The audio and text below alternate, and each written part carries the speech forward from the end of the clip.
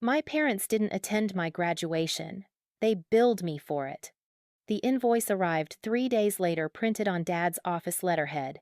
Family attendance fee, $2,100. Two plane tickets, $840. Hotel, $620. Meals, $440. Missed work, $200. Itemized, professional. My mother's signature at the bottom. Above, payment due within 30 days. That same week, I found their Alaska cruise photos. Mom, Dad, and my sister. 7 days, $4,800. Facebook caption, celebrating Rachel's semester off. Family time is priceless. I posted both side by side. The invoice, their cruise album, 890,000 views in 18 hours. Dad's law firm partners saw it. Mom's entire church group. Then the local news called, asking about pay to attend parenting. The email arrived at 6:47 a.m. on May 19th. I was 3 days post-graduation, sitting in my apartment that still smelled like cheap champagne from a celebration my roommate had insisted on throwing. The celebration where exactly 4 people showed up. The celebration where I'd checked my phone every 10 minutes, waiting for a text that never came. Congratulations, Olivia Harper. Your diploma has been mailed to your permanent address. Permanent address. That phrase sat in my stomach like a stone. My permanent address was my parents' house in Newton, a colonial they'd bought when Dad made partner at Morrison and Harper LLP. 4 bedrooms, 3.5 baths. A kitchen island bigger than my current bedroom. I hadn't lived there since freshman year, but universities don't care about that. They care about forms. And on every form for 4 years, that Newton address had been the one that mattered. I wondered if my diploma was sitting on their granite countertop right now. If Mom had opened it. If she'd even noticed. I closed my laptop and stared at the water stain on my ceiling, the one that looked like a map of something I couldn't quite name. My phone sat next to me, silent. 3 days since graduation, and I'd gotten exactly one text from my mother. Sorry, we couldn't make it. Something came up with Jessica. You understand. Something came up with Jessica.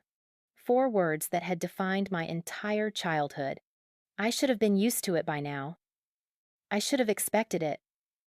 But somewhere deep in the stupid, hopeful part of my brain, I'd actually believed this time would be different. This time, college graduation, summa cum laude, 3.8 gigapascals.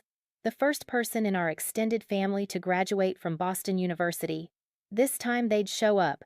They'd confirmed 3 days before the ceremony. We'll be there, sweetheart. Mom had said on the phone, her voice warm and promising. Wouldn't miss it for the world.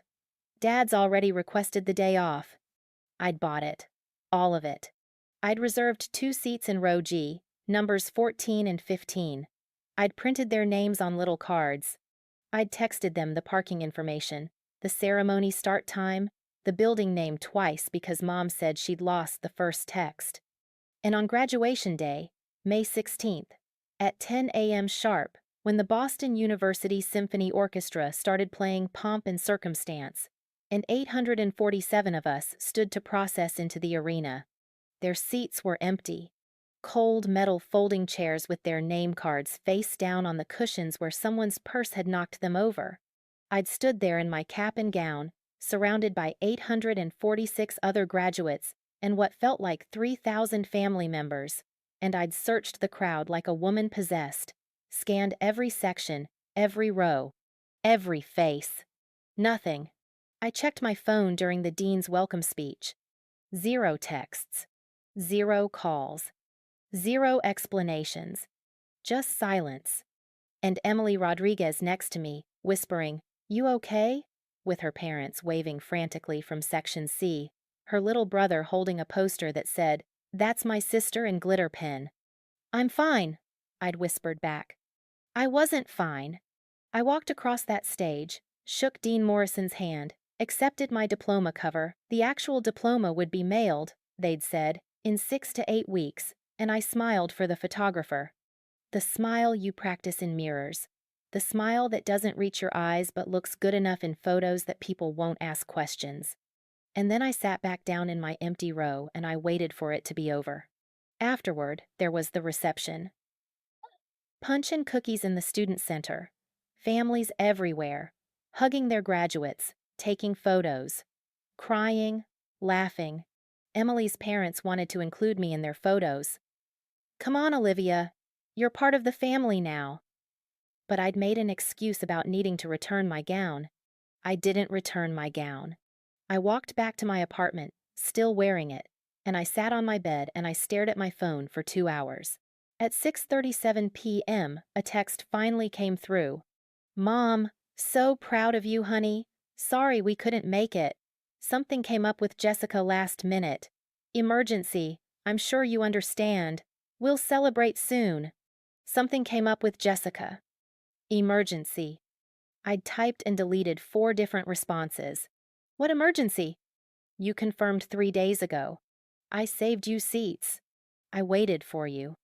In the end, I just sent, okay. That was 3 days ago. Now, sitting in my apartment with the diploma notification email glowing on my screen, I realized I still didn't know what the emergency had been. I hadn't asked. They hadn't elaborated. And some part of me, the part that had learned to stop asking questions around age 12, knew better than to push. Jessica was 19, 2 years younger than me. She went to a state school 40 minutes from our parents' house, close enough to come home every weekend with laundry and an empty tank of gas. Close enough that Mom still did her meal prep. Close enough that she'd never had to learn what it felt like to be on your own. I loved my sister. I did. But I also resented her in ways I wasn't proud of. And I resented my parents in ways I was starting to think I should have acknowledged a long time ago. My phone buzzed. Instagram notification. Jessica had posted a story. I shouldn't have looked. I knew I shouldn't have looked. I looked. The photo loaded slowly. My apartment Wi-Fi was trash. And when it finally appeared, my breath caught. Blue sky. Ocean. A massive cruise ship in the background. Jessica's caption, Alaska bound. I stared at it. Read it again. Alaska bound. Posted 4 hours ago. I clicked through to her profile. More stories. Her at the airport. Her boarding pass. Princess Cruises. 7-day Alaska adventure. Her at the departure gate with Mom and Dad behind her. Both smiling. Dad's arm around Mom's shoulders. The timestamp on the airport photo. May 16th. 10:23 a.m. May 16th. Graduation day. 10:23 a.m. 23 minutes after my ceremony had started. I felt something crack in my chest. Not break. Just crack. Like ice over a lake that's not quite frozen solid. I clicked back to the most recent photo. Zoomed in. Looked at the background. There was Mom, sun hat and sunglasses, holding a drink with a little umbrella in it. There was Dad, polo shirt, grinning like he didn't have a care in the world. There was my sister, 19 years old, beaming at the camera like this was the best day of her life. And there I was, 3 days post-graduation, sitting alone in an apartment I could barely afford, staring at evidence that my family had chosen a cruise over my college graduation. I opened Facebook, searched my mother's profile, and there it was, posted 6 hours ago. Celebrating Jessica's semester off. Family time is priceless. Number Alaska cruise, number family first, number blessed. 12 photos, all of them on the ship, all of them smiling. Family time is priceless. I read that line 4 times. Family time is priceless. But my graduation wasn't worth their time. My hands were shaking. I searched Princess Cruises Alaska 7-day and clicked the first booking link. Starting price, $1,600 per person. 3 people, $4,800. They'd spent $4,800 on a cruise that departed the same day as my graduation. A cruise they'd clearly booked weeks in advance. You don't just spontaneously book Alaska cruises. A cruise that meant they'd known for weeks that they wouldn't be at my ceremony. And they'd confirmed anyway. We'll be there, sweetheart. Wouldn't miss it for the world. I opened my text thread with Mom. Typed, I saw Jessica's Instagram. You're on a cruise? Deleted it. Typed, you told me it was an emergency. Deleted it. Typed, when did you book this? Deleted it. I set my phone face down on my desk, stood up, walked to my bathroom, and threw up. I didn't text my mother. Not that night, not the next day. Instead, I did something I hadn't done in years. I made a list. I'm not sure what possessed me. Maybe it was the diploma email sitting in my inbox like a participation trophy. Maybe it was the phrase, family time is priceless, echoing in my skull. Maybe I just needed to see it written down, proof that I wasn't crazy, that this wasn't normal, that I had a right to feel like my chest was caving in. I opened a blank document on my laptop. Things my parents missed, Olivia. And then I started typing. Age 7, school play. I was the lead Dorothy in The Wizard of Oz. Mom and Dad promised they'd be there. Jessica had a gymnastics meet the same night. They went to the meet. Aunt Carol came to my play instead and took me for ice cream after. I remember thinking it was okay because Aunt Carol said I was the best Dorothy she'd ever seen, and Mom said they'd catch the next one.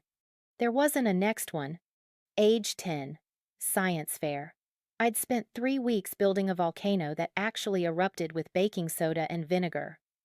I practiced my presentation every night in the mirror. Mom said she'd help me set up. The morning of the fair, Jessica woke up with a fever, 102 degrees. Mom stayed home with her. Dad went to work. I carried my volcano to school on the bus by myself. It cracked during transport. I came in 8th place. The winner's parents had helped with a robotics project. Age 12, middle school graduation. Not a big deal, I know, but they had a little ceremony in the gym, 20 minutes, fold-up chairs, principal handing out certificates. Jessica had a dance recital the same day. Not even a competition, a recital. The kind where every kid gets a participation ribbon and the tickets are $5 at the door. Mom and Dad went to that. They sent me a card with $20 in it. The card said, so proud of you, Livy. Middle school is a big deal. Can't wait to see what you do next. It was signed with both their names, but I recognized Mom's handwriting. Both names. One signature. That should have told me something. Age 14, 8th grade awards night. I won 3 academic awards, highest GPA, excellence in English, and the principal's honor roll trophy. The ceremony was at 7 p.m. on a Thursday. Jessica had a sleepover at her friend Brittany's house that night. Not an event, not a performance, a sleepover, but Mom needed to drive her there and get her settled because Brittany's mom was overwhelmed with hosting. Dad had a work dinner. Aunt Carol came. Again.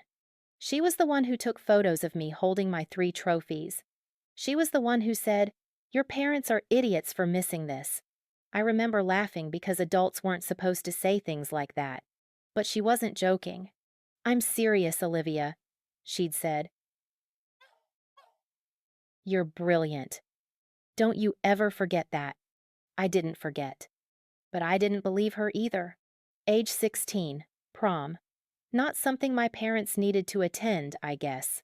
But Jessica had gone to prom 2 years earlier, and they'd thrown her a whole pre-prom party, professional photos in the backyard. Caterer, 12 of her friends and their dates. A rented limo. Mom had bought her a dress from Nordstrom. $650. I know because I saw the receipt on the counter and the number burned itself into my brain. When my prom came around, Mom handed me $100 and said, why don't you find something cute at TJ Maxx? I found a dress on clearance for $38. I did my own hair. I paid for my own ticket. And when I came downstairs ready to leave, Mom said, oh, honey, you look beautiful, and then turned back to her phone. No photos. No party. No fuss. Jessica's prom was different, she said once, when I made the mistake of asking why. She's more social. You're more independent. Independent. That word became a weapon. Age 17. College acceptance day.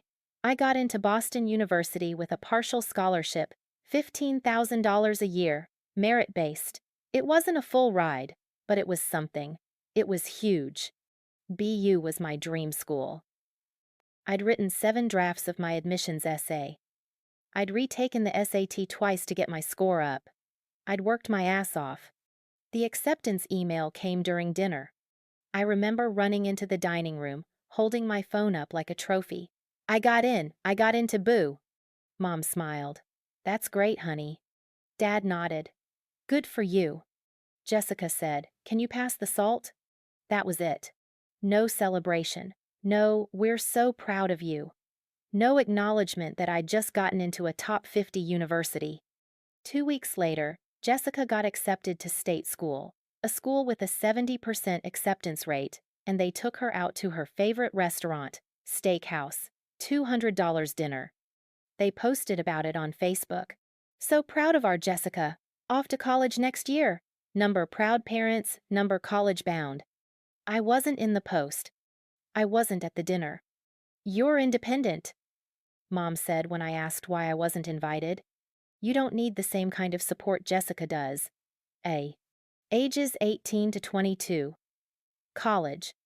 4 years of working 25 hours a week at the campus library while taking a full course load. 4 years of applying for every scholarship I qualified for. 4 years of eating ramen, riding the bus, buying textbooks, used or not at all. 4 years of watching my bank account hover between $200 and $15 on any given day. Jessica's college experience was different. Mom and Dad paid her tuition in full. Every semester, $18,000 a year. They paid her rent $900 a month for a 2-bedroom apartment she shared with one roommate. They paid her car insurance. They sent her grocery money. They visited her once a month and took her out to brunch. I asked once sophomore year if they could help me with textbooks. $400 for one semester. Just textbooks. Dad said, "You've got that scholarship. You're fine." I wasn't fine. I worked holidays. I worked spring breaks. I graduated with $32,000 in student loans and a 3.8 gigapascals and a diploma I earned entirely on my own. And they missed my graduation. For a cruise. For Jessica. Again. I stared at the list on my screen. 15 years of evidence. 15 years of being second. And I'd never said a word. You're independent, they'd said. You understand, they'd said. Jessica needs more support, they'd said. I closed my laptop. I didn't cry. I just sat there, feeling something cold and hard settle in my chest, where the hope used to be. The mailbox key was sticky. It was always sticky, some combination of humidity and rust, and the landlord's refusal to fix anything that wasn't actively on fire. I wrestled with it for 10 seconds, finally got the little metal door open, and found the usual pile of junk, a Domino's coupon, a credit card offer addressed to someone named Robert Jenkins, who definitely didn't live here, and a thick manila envelope with my parents' return address. My stomach dropped. I knew what it was before I opened it. I carried the mail upstairs, unlocked my apartment door, dropped everything on my kitchen counter except the manila envelope. It sat there, bulky and official-looking, with my name written in my father's blocky handwriting across the front. Olivia Harper. Not Livy. Not sweetheart. Just my full legal name, like I was a client. I should have waited, made tea, sat down, opened it calmly. Instead, I tore into it like a rabid animal. 3 pages slid out. The first was a letter printed on Morrison and Harper LLP letterhead. My father's name at the top, in raised lettering. The second was an Excel spreadsheet. The third was an invoice. I read the letter first. Dear Olivia, I hope this letter finds you well and that you're enjoying post-graduation life. Your mother and I are so proud of all you've accomplished. Boston University is an incredible institution, and summa cum laude is no small feat. As you know, we were unable to attend your graduation ceremony due to a family commitment with Jessica. We want you to understand that this decision was not made lightly, and we hope you can appreciate that sometimes difficult choices must be made in the interest of family harmony. Family harmony. I read that line 3 times. That said, we did make arrangements to attend. Flights were booked, hotel reservations were made, and your father requested time off work, a significant sacrifice given his current caseload. Unfortunately, when Jessica's situation arose, we were unable to cancel these arrangements without incurring substantial financial penalties. Attached, you'll find an itemized breakdown of expenses incurred on your behalf.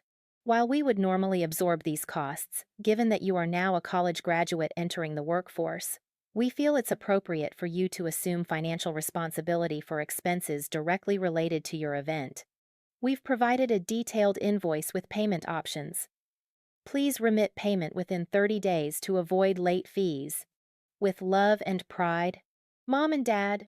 I set the letter down, picked up the invoice, and there it was, printed in 12-point Times New Roman.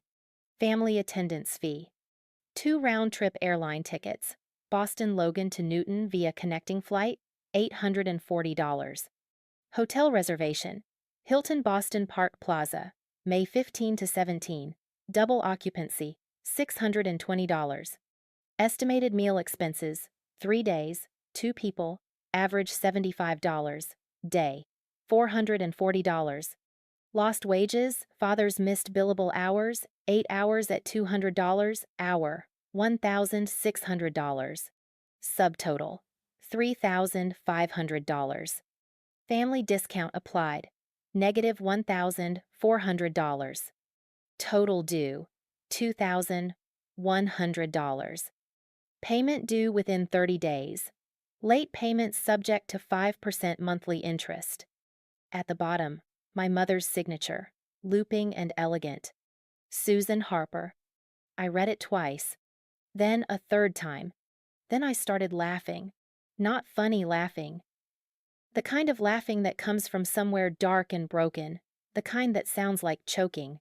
I laughed until my stomach hurt, until tears streamed down my face, until I had to sit down on the kitchen floor because my legs wouldn't hold me anymore.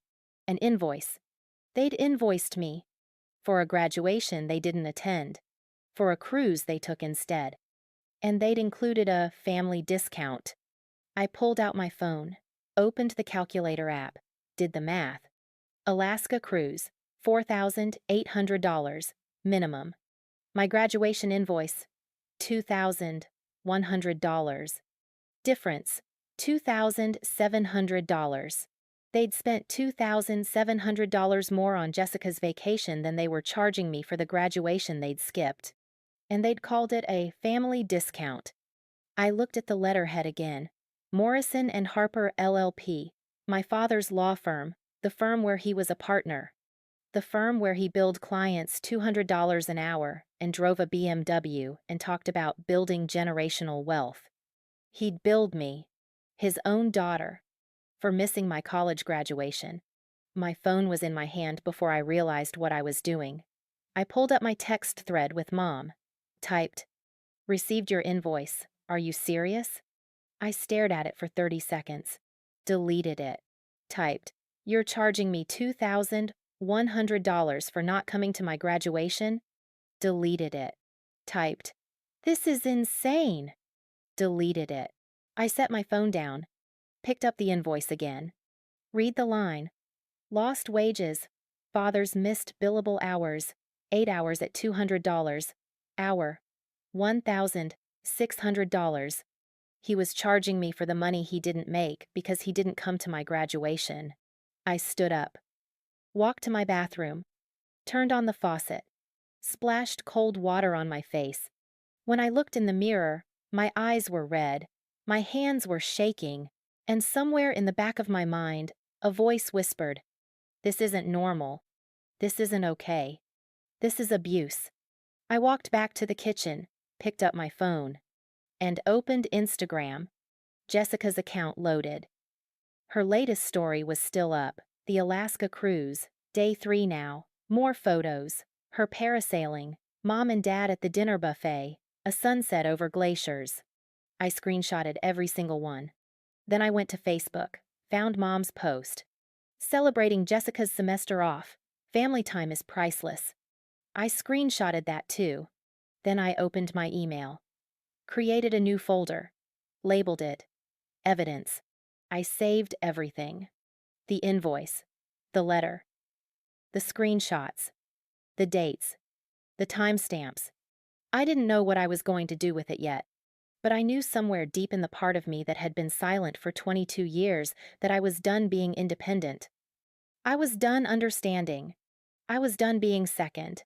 My phone buzzed. A text from Mom. Did you get our letter? Let us know if you have any questions about the invoice. We can set up a payment plan if needed. A payment plan. For missing my graduation. I didn't respond. Instead, I opened a new tab. Typed. How to report identity theft, Massachusetts. Because if they were going to treat me like a client, I was going to start looking at them like criminals. And I had a feeling, a cold, creeping feeling in my gut that this invoice was just the beginning. I didn't sleep that night. I tried. I got into bed at 11 p.m. like a functional human being. Turned off the lights. Closed my eyes. But my brain wouldn't stop replaying the same question on loop.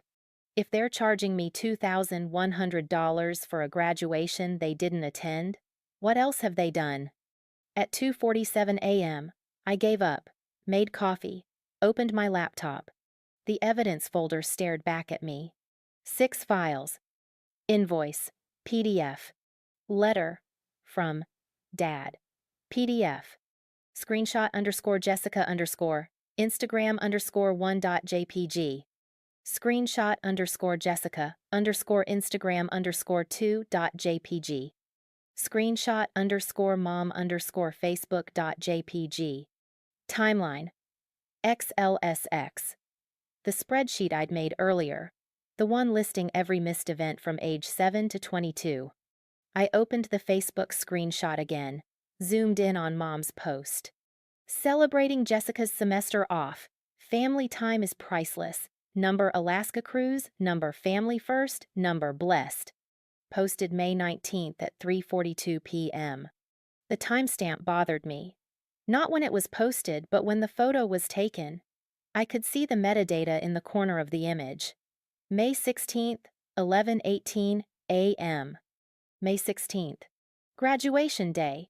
My ceremony had started at 10 a.m., which meant while I was walking across the stage at 10:47 a.m. to accept my empty diploma cover, my mother was on a cruise ship holding a mimosa.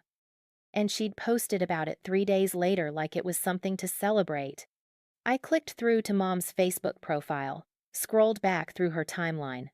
There, May 2nd, 2 weeks before graduation. Can't wait for our Alaskan adventure. 2 weeks until we set sail. Number vacation countdown, number family time. 2 weeks before graduation. They'd known. For 2 weeks minimum, they'd known they weren't coming to my ceremony. And they'd confirmed anyway. They'd let me reserve seats. They'd let me believe. I kept scrolling. April 18th. Counting down the days until our cruise. Jessica deserves a break after such a hard semester. So proud of this girl. Number proud mom, number family vacation. Jessica deserves a break. After a hard semester. I opened a new tab. Googled Princess Cruises Alaska booking. Clicked the first link. Looked at the cancellation policy. Cancellations made 57 plus days before departure. Full refund minus $100 processing fee per person. Cancellations made 29 to 56 days before departure, 50% refund. Cancellations made 15 to 28 days before departure, 25% refund. Cancellations made 14 days or less before departure, no refund. I pulled up a calendar, counted backward from May 16th. If they'd booked the cruise by March 20th, which the April 18th Facebook post suggested they could have canceled up until April 18th, and gotten half their money back. But they didn't cancel. They let the deadline pass. And then they sent me an invoice, claiming they'd incurred substantial financial penalties by not attending my graduation. But the only penalty they'd incurred was the cruise deposit, which they'd paid willingly, which they'd chosen over my graduation. I opened a new document, started typing. Questions. When exactly did they book the Alaska cruise? Did they ever intend to come to my graduation? Why did they confirm 3 days before if they knew they'd be on a cruise? What financial penalties are they actually referring to in the invoice? Why is Dad charging me for lost billable hours when he requested the day off voluntarily? I stared at question 5. Lost billable hours.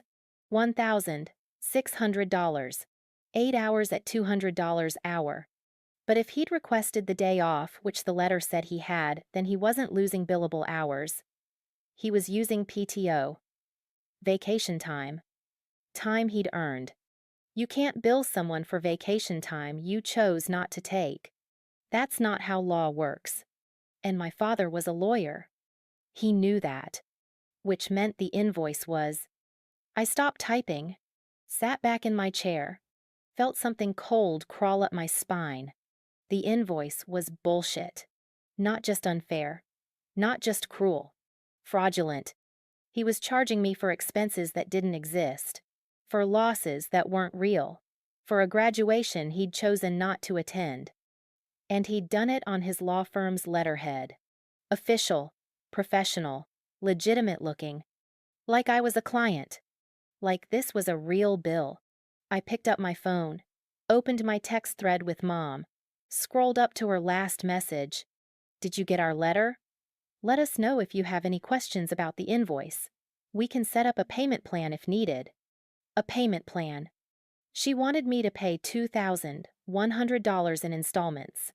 For a graduation they'd skipped. For a cruise they'd chosen. For losses they'd fabricated. I typed, I have questions. When did you book the cruise? Stared at it. Deleted it. I wasn't ready to confront them yet. Not until I knew exactly what I was dealing with.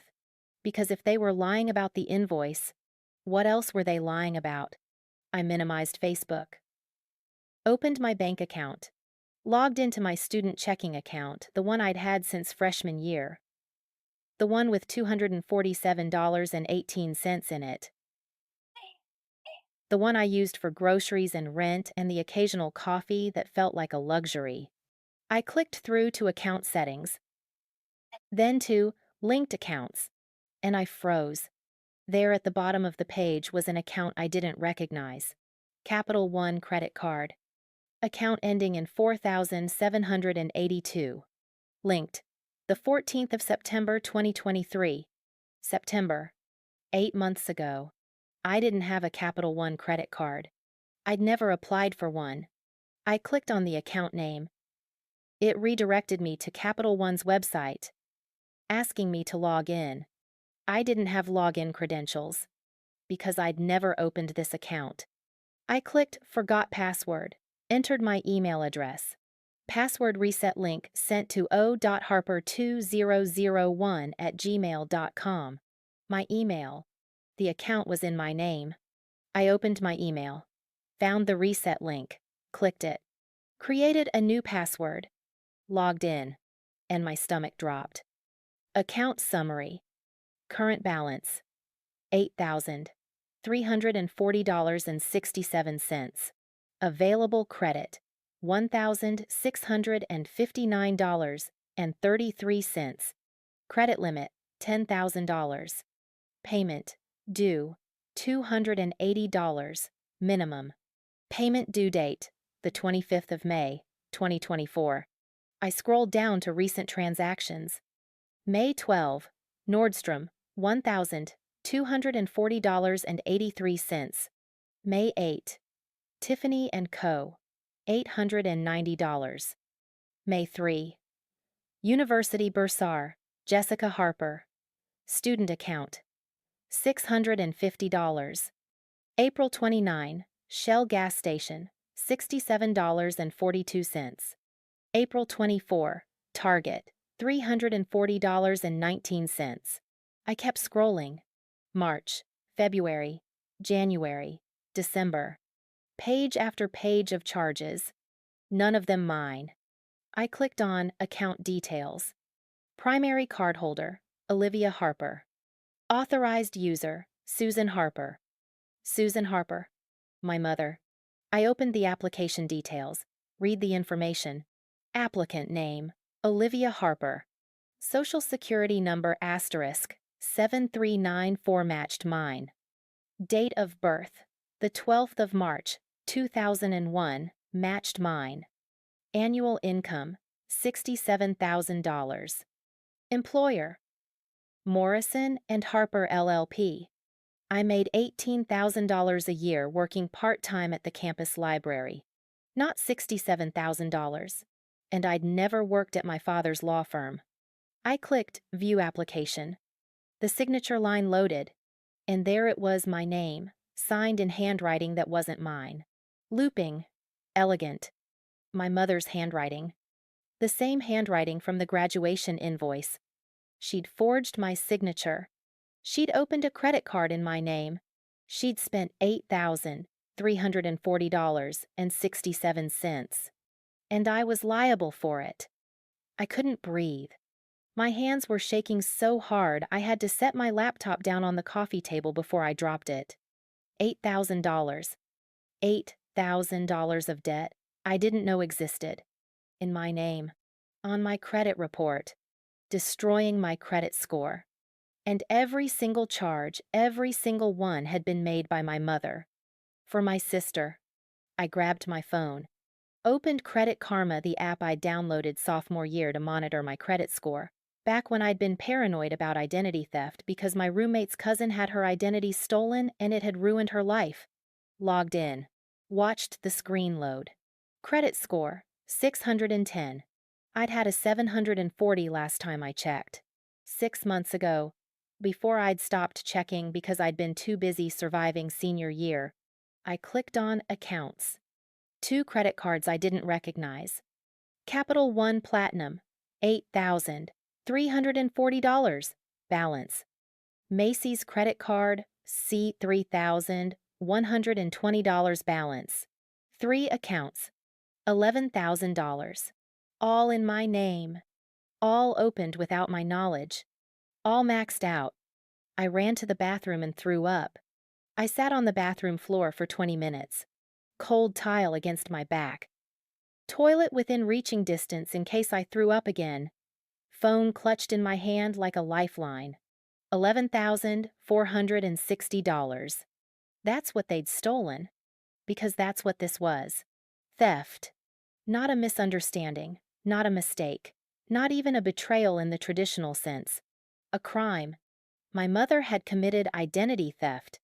And my father, who was a lawyer, who knew exactly what identity theft looked like, who billed clients $200 an hour for his legal expertise, had either known about it or been willfully ignorant. Either way, he was complicit. I pulled myself off the floor, rinsed my mouth, splashed cold water on my face, walked back to the living room, sat down at my laptop, and I started documenting everything. I took screenshots of every charge on both credit cards, every statement, every transaction. I organized them into folders by month. I highlighted every charge that had gone to Jessica textbooks, sorority dues, spring break deposits, car insurance. Then I opened Excel. Created a new spreadsheet. Fraud timeline. Date. Account. Charge. Amount. Beneficiary. Notes. The 14th of September 2023. Capital One. Account opened. $0. N.A. Forged signature. The 18th of September 2023. Capital One. Amazon textbooks. $347.82. Jessica. Fall semester books. The 22nd of September 2023. Capital One.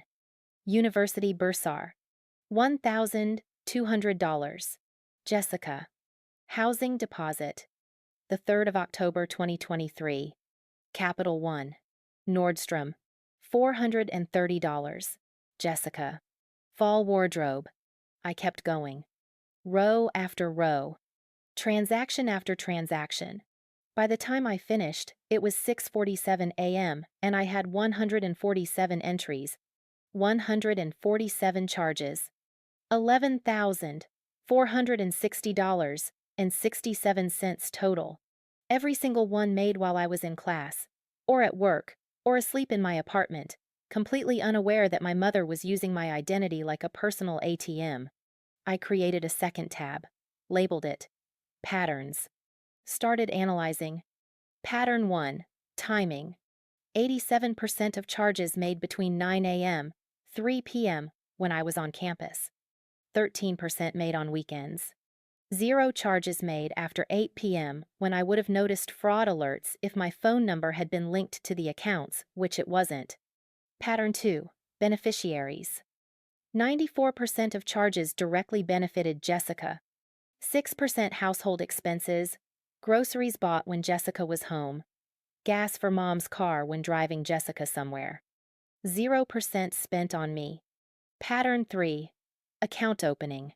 Capital One opened the 14th of September 2023, 2 weeks into my senior year. Macy's opened the 3rd of November 2023, right before Black Friday sales.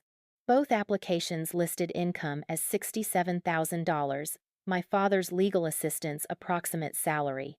Both applications listed employer as Morrison and Harper LLP.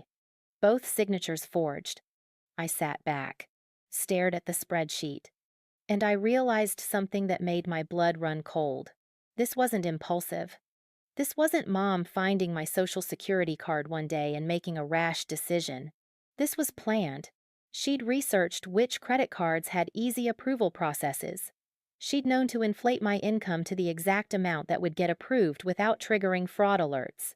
She'd known to use Dad's law firm as the employer because it sounded legitimate. She'd opened the first card in September, right when Jessica's fall semester expenses would hit: textbooks, housing, sorority dues. And when that card got close to maxed out, she'd opened a second one. She'd budgeted my identity theft. I picked up my phone, called Capital One's fraud hotline. The automated system picked up. "Thank you for calling Capital One. Para Español, oprima dos. If you're calling about a lost or stolen card, press 1. I pressed 1. Please enter your 16-digit card number." I didn't have the card. I'd never had the card. I pressed 0. "I'm sorry, I didn't understand. Please enter your 16-digit representative." "Okay, I'll connect you to a representative. Current wait time is approximately 18 minutes. Hold music, something instrumental and vaguely tropical." I put the phone on speaker, set it on the coffee table, waited. At 7:04 a.m., a voice came on the line. "Thank you for calling Capital One. This is Derek. How can I help you today?" "Hi. I need to report fraud." "I'm sorry to hear that. Can I have your name and the last 4 digits of your Social Security number?" I gave him the information. Keyboard clicking. "Okay, Miss Harper. I'm showing an account ending in 4,782. Is that correct?" "Yes." "And what's the nature of the fraud?" I took a breath. "I didn't open this account. Someone used my information without my permission. I just found out about it this morning." More clicking. "I see. And do you know who opened the account?" "Yes, my mother." A pause. "Your mother opened a credit card in your name without your permission?" "Yes." "Okay." His voice shifted more formal now. "That would be identity theft, ma'am. I'm going to need to transfer you to our fraud investigation department. They'll walk you through filing an affidavit. Do you have a few minutes?" "Yes." "Okay, please hold." More hold music. I stared at the ceiling. Identity theft. The words felt too big, too real. At 7:11 a.m., a new voice. "Fraud investigation. This is Monica." I explained everything again. The account I didn't open, the charges I didn't make, the forged signature. Monica listened, asked questions, took notes. "Miss Harper, I'm going to start a fraud case. Your case number is 2024FD884736. Write that down." I grabbed a pen, wrote it on my hand. We'll be freezing this account immediately. You won't be held liable for any of the fraudulent charges, but you will need to file a police report. A police report? Yes, ma'am. Identity theft is a crime. If you want to dispute these charges and have them removed from your credit report, you'll need official documentation from law enforcement. Do you know where your local police station is? Yes. Good. File the report as soon as possible. Then fax or email a copy to us at the number I'm about to give you. She rattled off a fax number and an email address. I wrote them down. What happens to my mother? I asked. Monica paused. That depends on what the police decide to do. If you file a report naming her as the perpetrator, they may investigate. But I can't speak to legal consequences that's outside my area. Okay. Is there anything else I can help you with today? No, thank you. You're welcome, Miss Harper. I'm sorry this happened to you. Good luck. She hung up. I sat there, holding my phone, staring at the case number written in blue ink on my palm. 2024FD884736. Proof. Official proof that my mother had committed a crime. I called Macy's next. Same process, same questions, same outcome. Case number MCFR 28847. Account frozen. Police report required. By 8:30 a.m., I had 2 fraud cases open, 2 frozen accounts, and a growing sense that my entire life had been a lie. I opened my laptop again, Googled Identity Theft Massachusetts Law. The first result was from the Massachusetts Attorney General's office. Identity theft is a crime under Massachusetts General Law, Chapter 266, Section 37E. Penalties include up to 2.5 years in prison and fines up to $5,000. Victims should report identity theft to local law enforcement immediately. 2.5 years in prison. For my mother. I closed the laptop. Opened it again. Googled, how to file police report Boston. Boston Police Department. Financial Crimes Unit. Address, 1 Schroeder Plaza. Open Monday, Friday, 9 a.m., MIM, 5 p.m. It was Saturday. I'd have to wait until Monday. I looked at my phone, at the case numbers, at the screenshots saved in my evidence folder, and I realized I was going to turn my mother in to the police. I was going to report my own mother for identity theft, and I didn't feel guilty. I felt relieved. I didn't leave my apartment that weekend. I should have. I should have gone for a walk, called a friend, done something normal to prove I wasn't spiraling. But I couldn't stop. I had 11 months of fraud to document, 11 months of lies to untangle. And somewhere in the back of my mind, a voice kept whispering, if she did this, what else did she do? So I built a timeline. Not just a spreadsheet, a full reconstruction. I opened every bank statement, every credit card transaction, every email I'd ever received from my parents. I cross-referenced dates. I looked for patterns. I built a map of my mother's crimes. And the deeper I dug, the worse it got. The 14th of September 2023, the day the Capital One card was opened, I checked my email, found a message dated September 13th, from Susan Harper to Olivia Harper. Subject: quick question.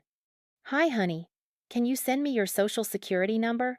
I need it to add you as a beneficiary on Dad's life insurance policy. Just want to make sure everything's updated. Love you. I remembered getting that email. I remembered thinking it was weird. Why would she need my SSN for that? But I'd sent it anyway, because she was my mother, and I trusted her. I'd replied, sure, it's XXXX7394. Is everything okay with Dad? She'd responded, oh yes, everything's fine. Just being responsible. Thank you, sweetheart. 24 hours later, she'd opened a credit card in my name, using the SSN I'd given her, for a life insurance policy that didn't exist. I felt sick. The 18th of September 2023. First charge on the Capital One card, $347.82 at Amazon. I opened Jessica's Instagram, scrolled back to mid-September. There, September 19th. Photo of Jessica's desk. Textbooks stacked neatly. Caption, ready for fall semester. Thanks, Mom, for the book haul. $347.82 worth of textbooks. Charged to my stolen credit card. The 3rd of October 2023. Nordstrom charge, $430.19. Jessica's Instagram, October 4th. Photo of Jessica in a new outfit. Mirror selfie. Caption, fall wardrobe refresh. Mom knows my style. My stolen credit card bought my sister's fall wardrobe. I kept scrolling, kept cross-referencing. The 3rd of November 2023. Macy's credit card opened. My email, November 2nd. From Susan Harper. Subject, need your help with something. Hi, Liv. I'm trying to set up an emergency contact form for Jessica's university, and they need her sibling's SSN, for some reason. Bureaucracy. Ugh. Can you send that again? I know I asked before, but I can't find where I saved it. Thanks, honey. The same trick. Twice. And I'd fallen for it twice. The 24th of November, 2023. Macy's charge, $1,680. Black Friday. Jessica's Instagram, haul video, shopping bags, best Black Friday ever, Mom is the GOAT. I paused the video, zoomed in on one of the shopping bags. Macy's logo. $1,680 of my fraudulent credit line, spent on my sister's Black Friday haul. The 18th of December 2023. Capital One charge, $890, Tiffany & Co. Jessica's Instagram, December 25th. Photo of her wrist, a silver bracelet, Tiffany blue box in the background. Caption, best Christmas gift ever. Thanks, Mom and Dad. Thanks, Mom and Dad. But I'd paid for it. Without knowing. Without consenting. The 14th of February 2024. Macy's charge, $340, Victoria's Secret. Valentine's Day. Jessica's Instagram story, lingerie haul, treating myself. Treated herself with my stolen credit. The 22nd of March 2024. Capital One charge, $2,100. Description, spring break getaway, Cancun resort deposit. Jessica's Instagram, March 23rd through March 30th. Beach photos, poolside cocktails, sunset selfies. Caption on the final post, best spring break ever. Thanks for the surprise, Mom. Mom had surprised her with a $2,100 Cancun trip, using my identity. While I was on campus, working 25-hour weeks, eating ramen, trying to survive senior year. I sat back. Looked at the timeline spreadsheet I'd built. Summary. Total charges, $11,460.67. Duration, 11 months, September 2023, July 2024. Number of transactions, 147. Transactions benefiting Jessica, 13894%. Transactions benefiting household, Mom, 96%. Transactions benefiting Olivia, 0%. Every major expense in Jessica's life for the past year had been funded by fraud. Her textbooks, her clothes, her spring break, her Christmas gifts, her sorority dues, all of it paid for with a credit card in my name. A credit card that was destroying my credit score. A credit card I'd be liable for if I didn't report it. I opened a new document. Timeline. When they knew versus. When they told me. The 20th of March 2024, estimated. Parents book Alaska cruise, based on booking requirements, and Facebook post. The 18th of April 2024.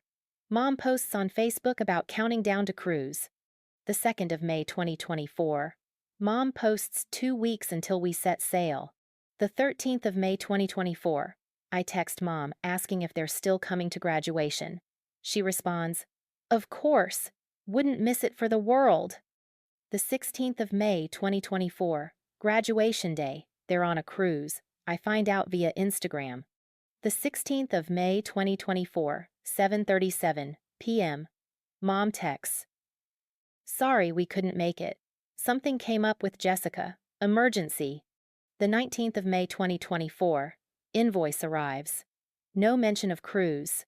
Claims they incurred substantial financial penalties for canceling plans. They'd known for 2 months. 2 months they'd let me believe they were coming. 2 months they'd lied. And when they finally told me they wouldn't be there, they'd called it an emergency. A cruise isn't an emergency. A cruise is a choice. I looked at the fraud timeline again, then at the graduation timeline, and I realized something that made my hands start shaking. The invoice. The $2,100 invoice. I opened it again, looked at the total. $2,100. The exact amount of Jessica's Cancun spring break deposit. The exact amount they'd charged to my stolen credit card on March 22nd. They'd billed me $2,100 for a graduation they didn't attend. And they'd spent $2,100 of my stolen credit on Jessica's vacation. The same amount, to the dollar. That wasn't a coincidence. They were making me pay twice. Once through fraud, the stolen credit card they'd maxed out in my name, and once through the invoice, a bill for a graduation they'd chosen to skip. They were charging me for my own betrayal. I stood up, paced my apartment, tried to breathe. My mother had committed identity theft for 11 months to fund my sister's lifestyle, and then she'd sent me an invoice trying to guilt me into paying for a graduation she'd deliberately missed. And my father, a lawyer, had co-signed it. I picked up my phone, opened my contacts, scrolled to Ava Chen. Ava, my roommate, my best friend, the person who'd thrown me a graduation party when my parents hadn't.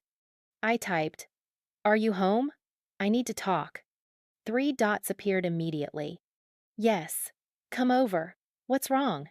I grabbed my keys, my laptop, the printed fraud statements, and I walked out the door. Because I couldn't do this alone anymore. And because I just realized, if they'd done this to me, if they'd stolen $11,460 and sent me a fake invoice and lied for 11 months, what was I going to do about it? Ava's apartment was 3 blocks away. I made it 2 blocks before I had to stop, sat down on a bench outside the CVS, put my head between my knees, tried not to hyperventilate. My laptop bag felt like it weighed 40 pounds.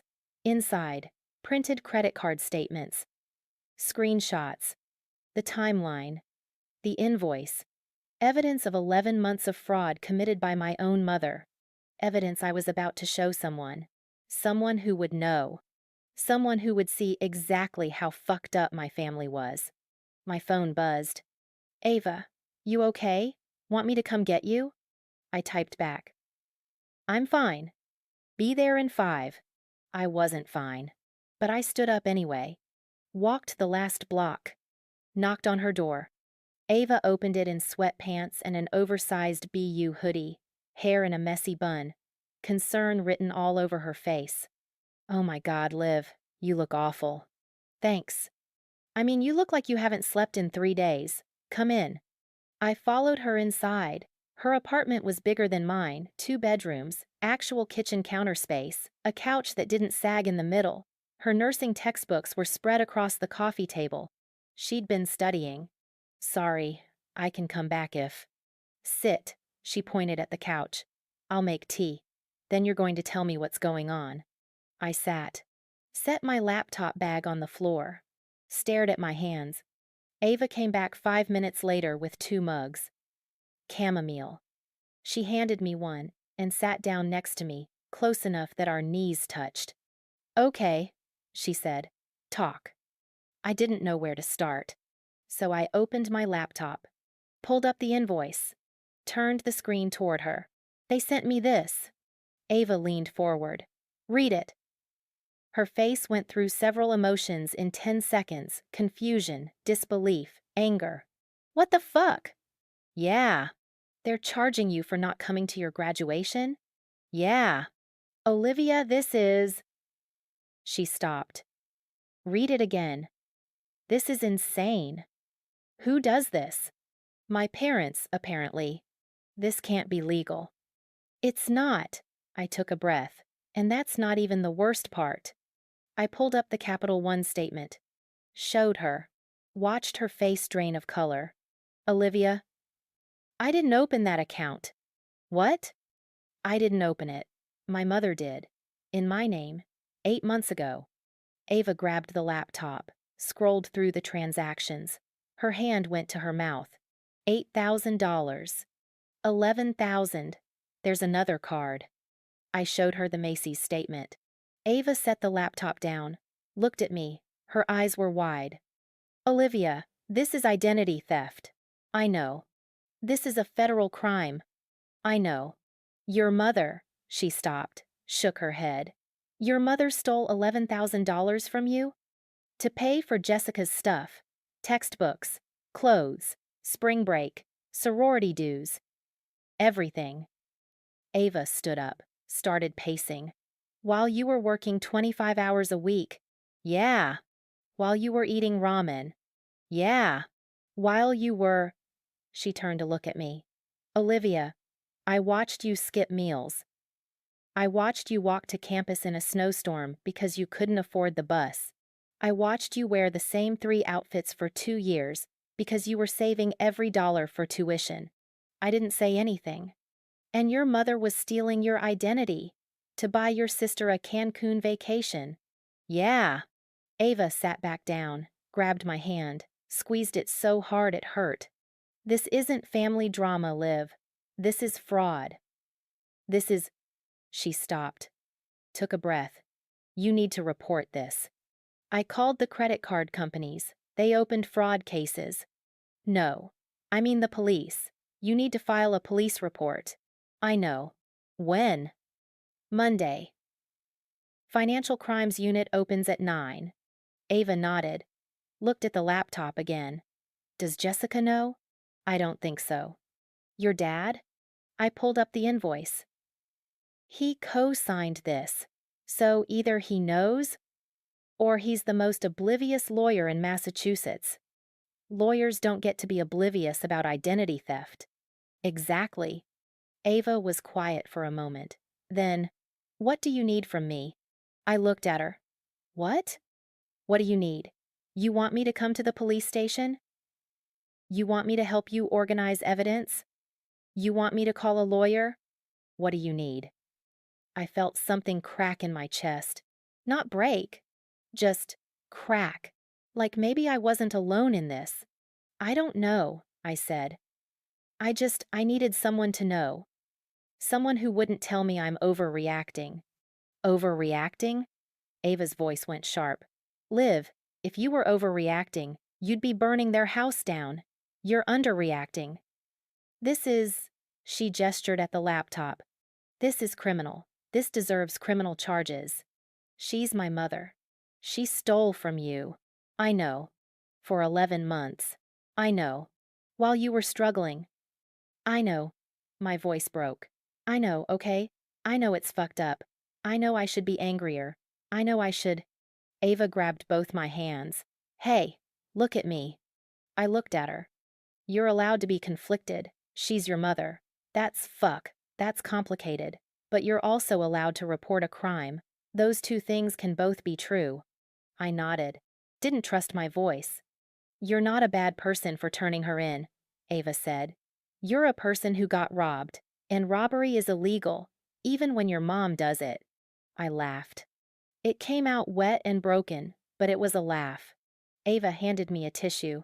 When you go to the police Monday, I'm coming with you. You don't have to. I'm coming. You need a witness. Someone who can confirm you're not making this up. Someone who saw how hard you worked. I'm coming. Okay. And after that, we're calling a lawyer. I can't afford a lawyer. BU has free legal aid for students. I checked while you were walking over. Student Legal Services. They handle fraud cases. How do you know that? Because I Googled what to do if your parents commit identity theft while I was making tea. She pulled up her phone, showed me the search results.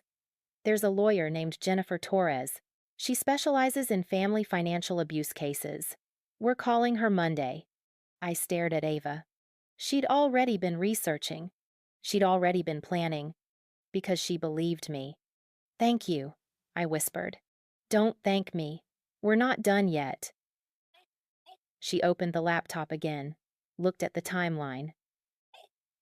Can I make a copy of all this? Why? Because if something happens to your laptop, I want backup. And because you need a witness who's seen the evidence. If this goes to court, I want to be able to testify.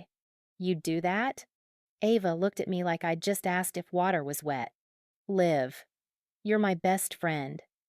Your mother committed a federal crime against you. Yes, I'd fucking testify. I started crying. Not sad crying. Relief crying. Because for the first time since I'd opened that Capital One statement, I didn't feel crazy. I felt believed. Ava hugged me, let me cry into her shoulder.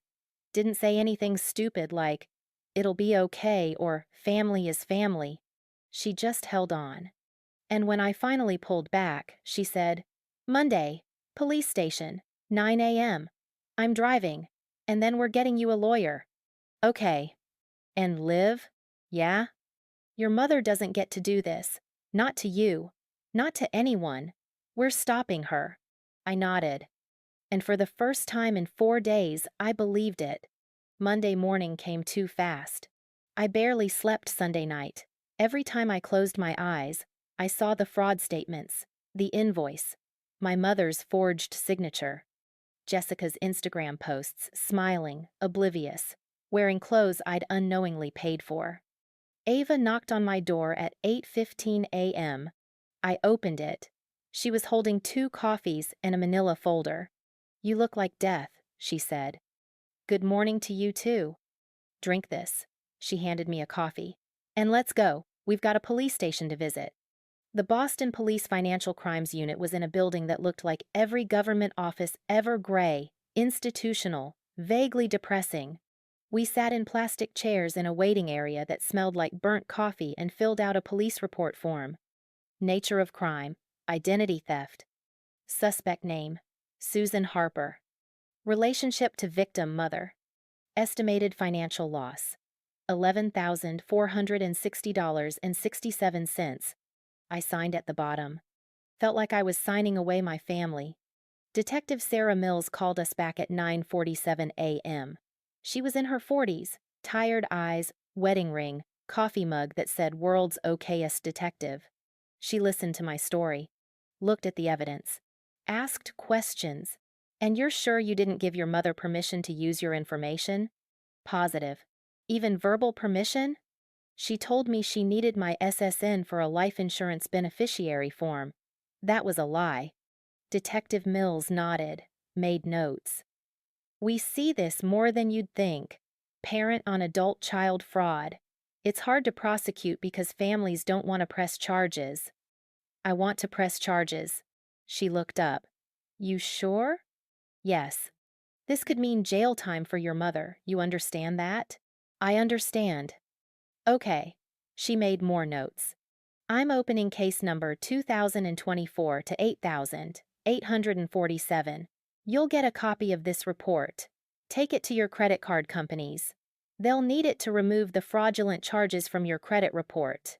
How long will the investigation take? Depends. If the evidence is as clear as you're saying, forged signatures, unauthorized accounts could be 3 to 6 months. But I'll be honest with you, Miss Harper. Most family fraud cases don't end in prosecution. The DA's office prefers victims pursue civil remedies. Civil remedies? Sue your mother. In civil court. Get a judgment. Garnish her wages. Recover the money that way. I felt something cold settle in my stomach. So she won't go to jail? I didn't say that. I said it's less common. But if you want to push for criminal charges, we'll investigate. I'll submit my findings to the DA. They'll decide whether to prosecute. Okay. Detective Mills handed me a card. Call me if you remember anything else, or if your mother contacts you about the debt. Record those conversations if you can. Record them? Massachusetts is a one-party consent state. You can record conversations you're part of without telling the other person.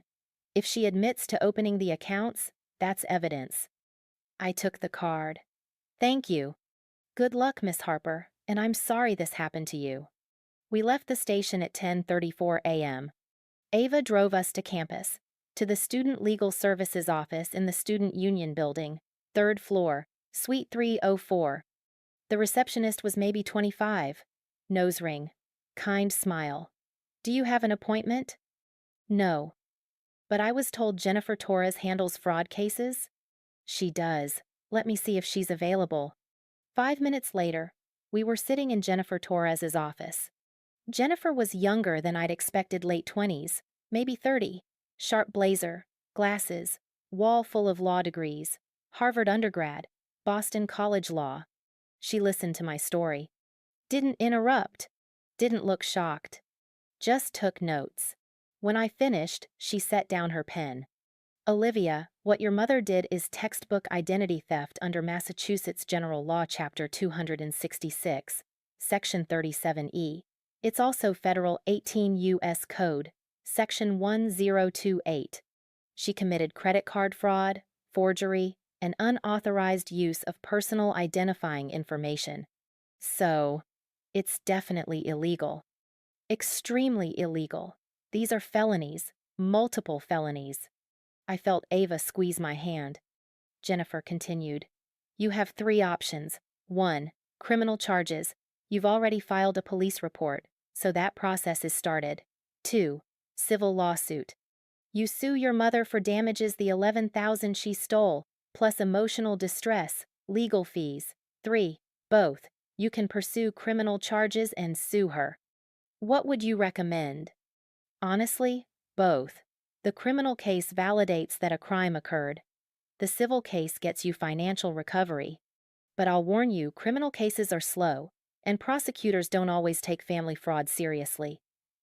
Civil cases are faster. But you need money up front for filing fees. How much? About $300. I didn't have $300. Jennifer saw my face. That said, she continued, I can file a fee waiver for you, and I'd be willing to take your case pro bono. I blinked. Pro bono? Free. You're a student.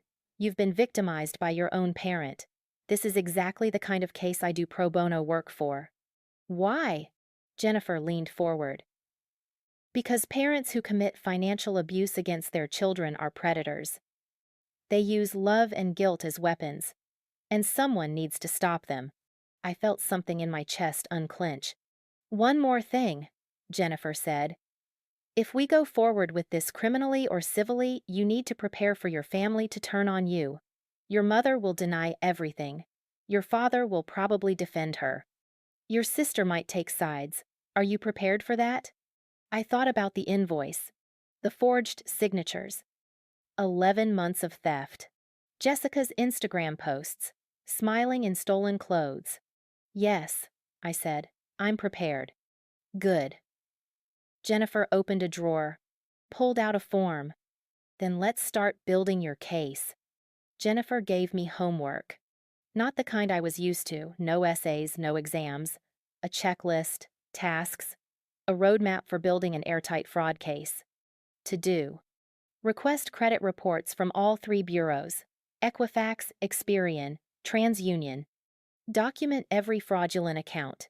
Collect all communications with parents, texts, emails, voicemails. Create a detailed timeline of events. Get written statements from witnesses, anyone who saw your financial struggles. Freeze your credit to prevent additional fraud. Change all passwords and security questions. Set up a separate email account for legal correspondence. And Olivia, Jennifer had said, don't contact your mother directly. Let her come to you. If she reaches out, document it. Record it if you can. We want her to incriminate herself. So, that's what I did. For the next 2 weeks, I became a detective in my own life. I requested credit reports. Found 3 fraudulent accounts. Not 2, there was also a Target card, opened in October. $1,000. $200 balance. That brought the total to $12,660. I documented everything. Created a master spreadsheet with 14 tabs: timeline, transactions, communications, witnesses, legal notes, evidence photos, Jessica's Instagram, Mom's Facebook, Dad's invoice, credit reports, police report, fraud case numbers, Jennifer's advice, next steps. I collected every text message my parents had ever sent me, went back 3 years, found patterns I'd never noticed before. Mom asked for personal information 9 times over 18 months. SSN, bank account numbers, driver's license number, always with a plausible excuse. Dad sent exactly 3 texts: the entire senior year birthday, Thanksgiving, graduation day, all under 10 words. 74% of Mom's texts mentioned Jessica. 0% asked how I was doing. I reached out to people who'd witnessed my financial struggles. Professor Williams, who'd seen me sleeping in the library because I couldn't afford to heat my apartment. My manager at the campus bookstore, who'd let me take home damaged textbooks for free. Emily Rodriguez, who'd bought me lunch 6 times senior year because I forgot my wallet. They all wrote statements. All of them said the same thing. Olivia was broke. Olivia worked constantly. Olivia deserved better. I froze my credit. Changed every password. Set up a new email. olivia.harper.legal@gmail.com. And I waited. For my mother to contact me. For her to ask about the invoice payment. For her to incriminate herself. It took 11 days. May 30th, 7:43 p.m. My phone rang. Mom. My hand shook as I hit record on the voice memo app Jennifer had told me to download. Then I answered. Hello? Olivia. Hi, sweetheart. Her voice was bright, cheerful, like nothing was wrong. Like she hadn't stolen my identity. Hi, Mom. I'm just calling to check in. We haven't heard from you since graduation. Is everything okay? Yeah, I've been busy. Oh, I'm sure. Post-grad life is so exciting. Have you started job hunting yet? Yeah. Good, good. Listen, honey, I wanted to follow up about the invoice we sent. Did you get it? I closed my eyes. Yeah, I got it. Great. So, we have the payment deadline coming up end of this week. Have you had a chance to? I'm not paying it. Silence. Then, I'm sorry, what? I'm not paying the invoice, Mom. Olivia. Her voice changed. Cooler now. We discussed this. Those were legitimate expenses. You didn't come to my graduation. We had a family emergency with Jessica. You were on a cruise. Longer silence. Excuse me? You were on an Alaska cruise. I saw the photos. Jessica posted them.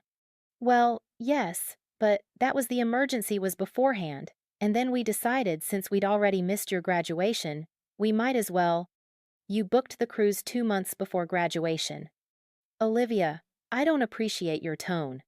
And I don't appreciate being billed $2,100 for a graduation you chose to skip. We incurred expenses. The hotel, the flights. You could have canceled. The cruise booking policy allows cancellations up to 2 weeks before departure. Another silence.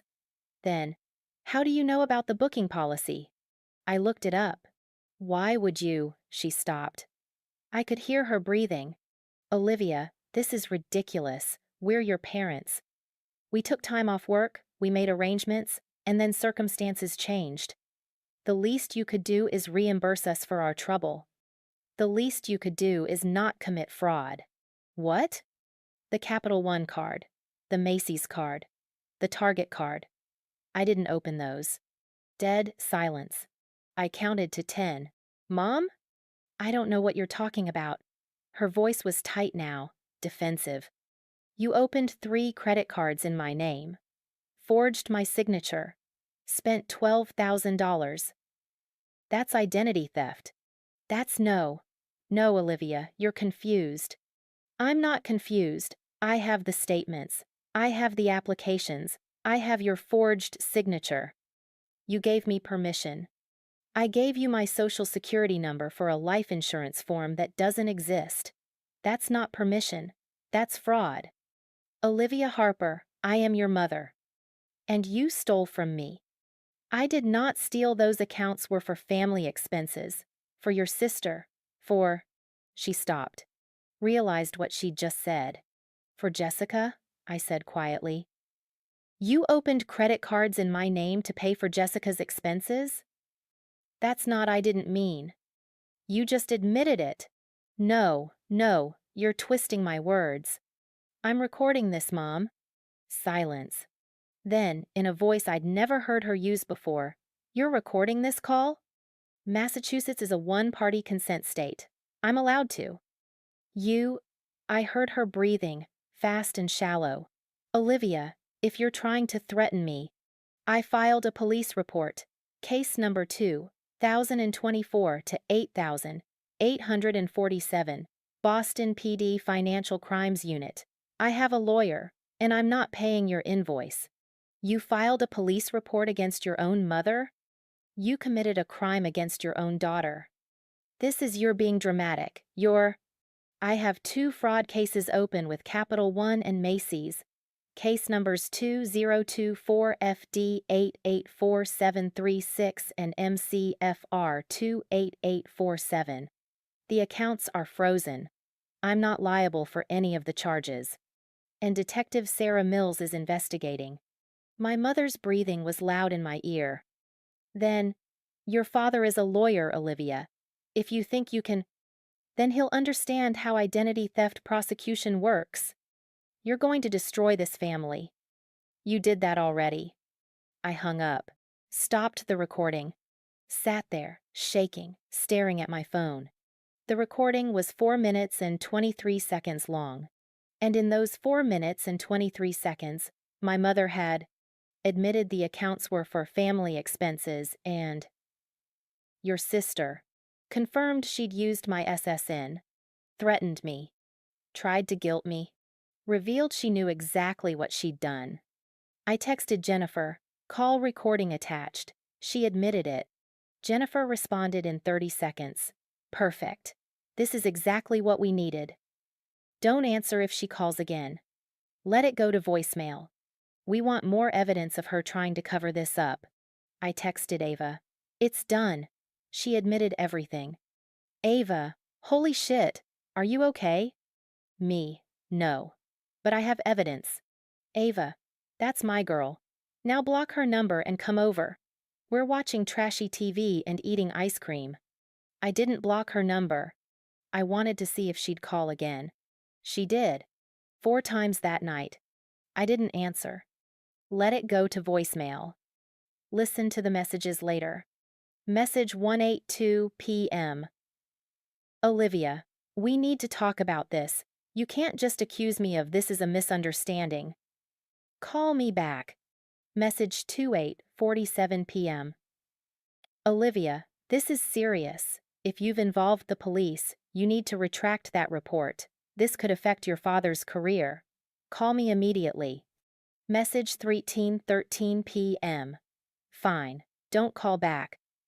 But you need to understand we did this for you, to build your credit, to help you establish. She'd hung up mid-sentence. Realized she was incriminating herself again. Message 4:11:28 p. Olivia, please. Can we just talk about this like adults? I'm your mother. I love you. We can work this out. Just call me. I saved all 4 voicemails, sent them to Jennifer. She responded, she's panicking. Good. Let her panic. Don't engage. I didn't. But Jessica did. At 6:42 a.m. the next morning, I woke up to 17 texts from my sister. Jessica 6:23 a.m. What the fuck, Olivia? Jessica 6:23 a.m. Mom is crying. Jessica 6:24 a.m. She said you filed a police report? Jessica 6:24. Against her? Jessica 6:25 a.m. For what? Jessica, 6:27 a.m. She said you're accusing her of fraud. Jessica, 6:28 a.m. Are you insane? Jessica, 6:30 a.m. She was trying to help you. Jessica, 6:31 a.m. Build your credit. Jessica, 6:32 a.m. And you're going to put her in jail? Jessica, 6:35 a.m. Do you have any idea what this will do to Dad's firm? Jessica, 6:37 a.m. To our family? Jessica, 6:39 a.m. You're being selfish. Jessica, 6:40 a.m. You've always been jealous of me. Jessica, 6:41 a.m. And now you're trying to ruin Mom's life. Jessica, 6:42 a.m. I hope you're proud of yourself. Jessica, 6:42 a.m. You're dead to me. I read them all, took screenshots, sent them to Jennifer with the note. Jessica doesn't know Mom used my stolen credit cards to pay for her stuff. Should I tell her? Jennifer, no. Let the police tell her. When they interview her, she'll realize she's been complicit. That's more powerful than you explaining it. I texted Ava. Jessica knows. She's taking Mom's side. Ava, of course she is. She's been the golden child her whole life. Did you tell her about the credit cards? Me, not yet. Jennifer said to let the police handle it. Ava, smart. Let her figure it out the hard way. I set my phone down, looked at the evidence folder on my laptop. I now had 3 fraudulent credit accounts, $12,660 total, 11 months of transactions, forged signatures, police report case #20 to 8,847, 2 fraud case numbers, Capital One and Macy's, 1 recorded phone call, Mom admitting to the accounts, 4 voicemails, Mom panicking, threatening, trying to cover up, 17 texts from Jessica harassment, intimidation, witness statements from 6 people, timeline spanning 15 years of favoritism, invoice billing me for a graduation they skipped. I had everything. Everything except a family. But Jennifer had been right. They'd turned on me the second I stood up for myself, which meant I'd made the right choice. I opened my calendar. Marked June 14th, the day Jennifer said we could file the civil lawsuit. 2 weeks away. 2 weeks to gather any remaining evidence. 2 weeks to prepare for war. Because that's what this was now. Not a family conflict. A war. And I was going to win. The invitation had been sitting in my email for 3 months. You're invited to the 12th Annual Women-in-Law Charity Gala, hosted by Susan Harper and the Boston Women's Legal Foundation. August 14th, 7 p.m. Boston Harbor Hotel Grand Ballroom. Cocktail attire, RSVP. By July 30th. I'd RSVP'd yes back in May. Back when I'd still thought my mother was a person who deserved pride. Now, staring at the invitation on my laptop screen, I saw something else, an opportunity. 200 lawyers, judges, nonprofit leaders.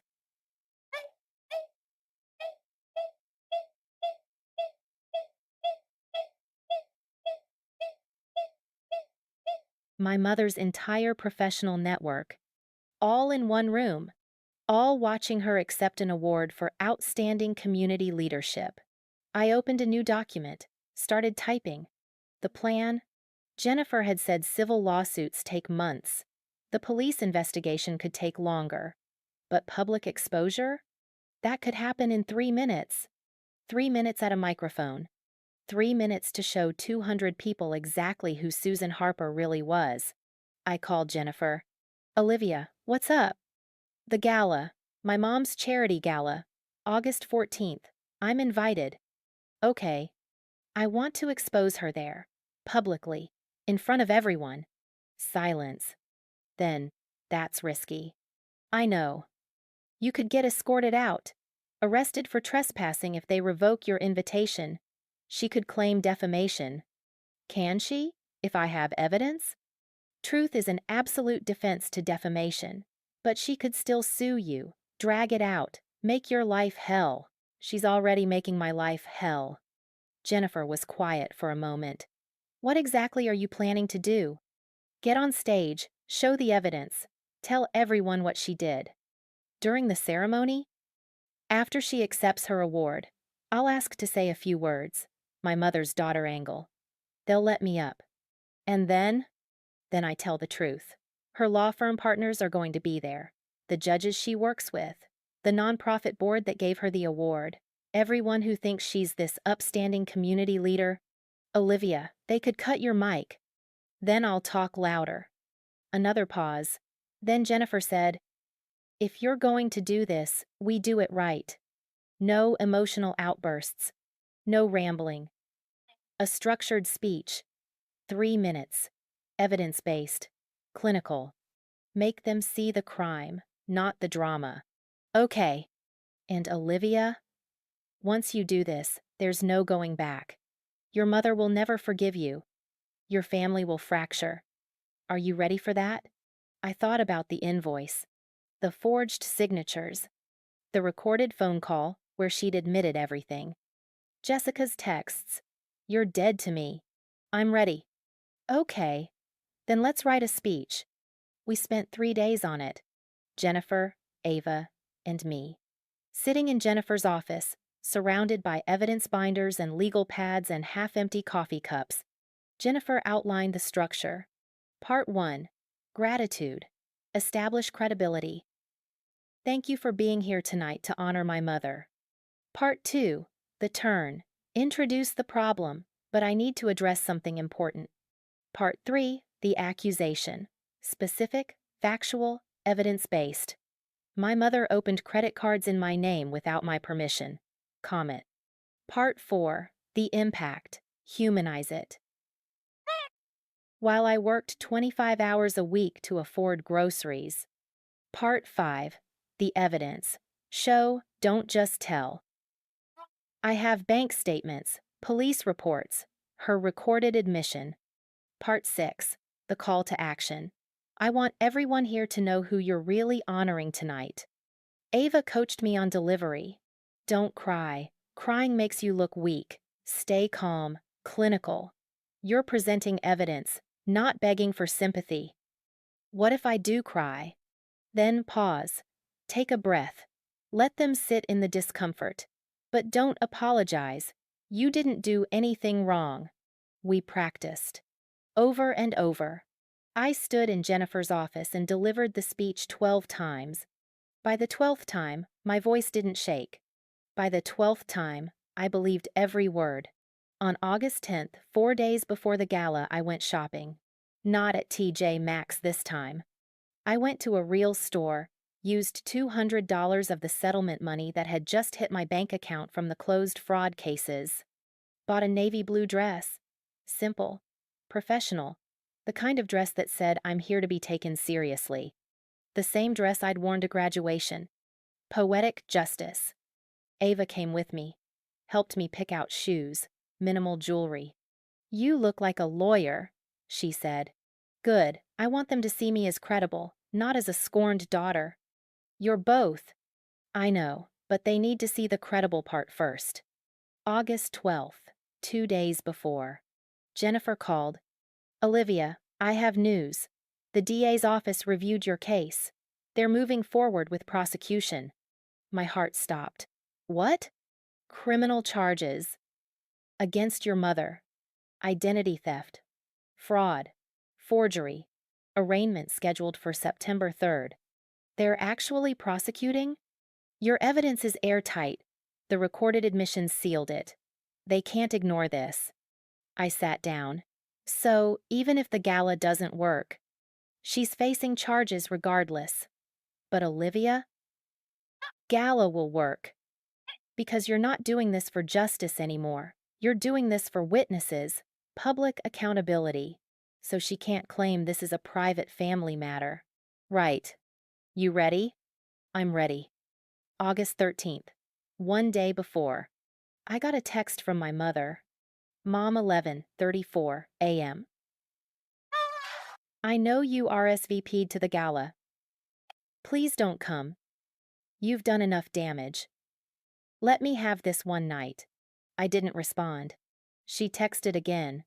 Mom, 2:17 p.m. Olivia, I'm begging you. If you ever loved me, don't ruin this. I took a screenshot. Sent it to Jennifer. She knows I'm coming. Jennifer, good. Let her sweat. That night, I couldn't sleep. I lay in bed, staring at the ceiling, rehearsing the speech in my head. Thank you for being here tonight. But I need to address something important. My mother opened credit cards in my name. Tomorrow, I'd stand on a stage in front of 200 people and destroy my mother's reputation. Tomorrow, I'd become the daughter who turned on her family. Tomorrow, everything would change. I closed my eyes, and I waited for morning. I woke up at 6:30 a.m. Didn't sleep, just gave up trying. Showered, made coffee, stared at my dress hanging on the closet door. Navy blue, knee length, respectable. The dress I'd worn when my mother didn't show up to my graduation. The dress I'd wear when I showed everyone who she really was. My phone buzzed. Ava, you awake? Me, yeah. Ava? Breakfast? Or are you too nervous to eat? Me, too nervous. Ava, eating anyway. Meet me at the diner in 20. I went. Ava was already there, sitting in a booth by the window, 2 coffees on the table. I slid in across from her. You look like shit, she said. Thanks. I mean it. Did you sleep at all? No. Eat. She pushed a plate of toast toward me. You need energy. You're about to blow up your entire family in front of Boston's legal elite. I picked up the toast, took a bite. It tasted like cardboard. What if I freeze? I said. What if I get up there and I can't do it? Then I'll walk up there and do it for you. You can't. I can. I have the evidence on my phone. I've memorized your speech. If you freeze, I've got you. I looked at her. Why are you doing this? Because you're my best friend, and because your mother is a criminal who deserves to be exposed. She's going to hate me. She already hates you, or she wouldn't have stolen from you. I set the toast down. What if I'm wrong? What if this makes me the villain? Ava grabbed my hand across the table. Liv, listen to me. You filed a police report. The DA is prosecuting. A lawyer took your case pro bono because it's that clear-cut. You have recorded evidence of your mother admitting to fraud. You're not wrong. You're not the villain. You're the victim who fought back. I nodded. Didn't trust my voice. And tonight, Ava said, you're going to walk into that ballroom and you're going to tell 200 people exactly what she did, and they're going to believe you, because you have proof. Okay. Say it. What? Say I'm going to expose her. Ava. Say it. I took a breath. I'm going to expose her. Louder. I'm going to expose her. Believe it. I'm going to expose her. Ava smiled. There you go. Now eat your toast. We've got a gala to crash. The day passed in slow motion. I tried to distract myself, watched TV, couldn't focus, tried to read, couldn't concentrate, paced my apartment, checked my phone every 5 minutes. At 3 p.m., 3 texts came through in rapid succession. Mom 2 p.m. Olivia, last chance. Don't do this. Dad, 3 p.m. Your mother is very upset. Whatever you're planning, reconsider. Jessica 4 p.m. If you ruin tonight, I will never forgive you. I took screenshots, sent them to Jennifer. They know. Jennifer. They're panicking. Perfect. See you tonight. At 4 p.m., I started getting ready. Shower, hair, makeup, the navy dress, simple heels, minimal jewelry. I looked in the mirror. I looked like someone who had her shit together. I looked like someone who was about to commit social suicide. At 5:30 p.m., Ava picked me up. She was wearing a black dress, heels, her hair done. Ready? No. Good, let's go. The drive to Boston Harbor Hotel took 30 minutes. I spent the entire time going over the speech in my head. Ava parked. We sat in the car for a moment. You have the evidence? She asked. I held up the USB drive. Bank statements, police report, recorded call. All on here. Phone charged? Yes. Speech memorized? Yes. Then let's do this. We walked into the hotel. The grand ballroom was on the third floor. Crystal chandeliers, harbor view, jazz band warming up in the corner. People were already arriving. Women in cocktail dresses, men in suits, lawyers, judges, nonprofit board members. My mother's world. I checked in at the registration table. The volunteer, a woman in her 50s, kind smile found my name. Olivia Harper. Welcome. You're at table 9. Thank you. Is there a tech person here? I have something I'd like to display during the ceremony. Oh, are you doing a tribute for your mother? How sweet. Let me get Daniel, he handles the AV. Daniel was 20-something, headset, clipboard. I explained I wanted to project some photos during the speeches. Sure, just give me the file. I'll load it onto the main screen. I handed him the USB drive. He didn't look at the files, just plugged it in and said, "You're all set." I walked to table 9. Ava was already sitting. She'd saved me a seat with a view of the stage. The room was filling up. 50 people. 100. 150. At 6:45 p.m., my mother arrived. She was wearing a red dress, bold, confident. Her hair was perfect, makeup flawless. She looked like someone who had everything under control. She didn't see me at first, but Dad did. He leaned over, whispered something to her. She turned, scanned the room. Her eyes landed on me.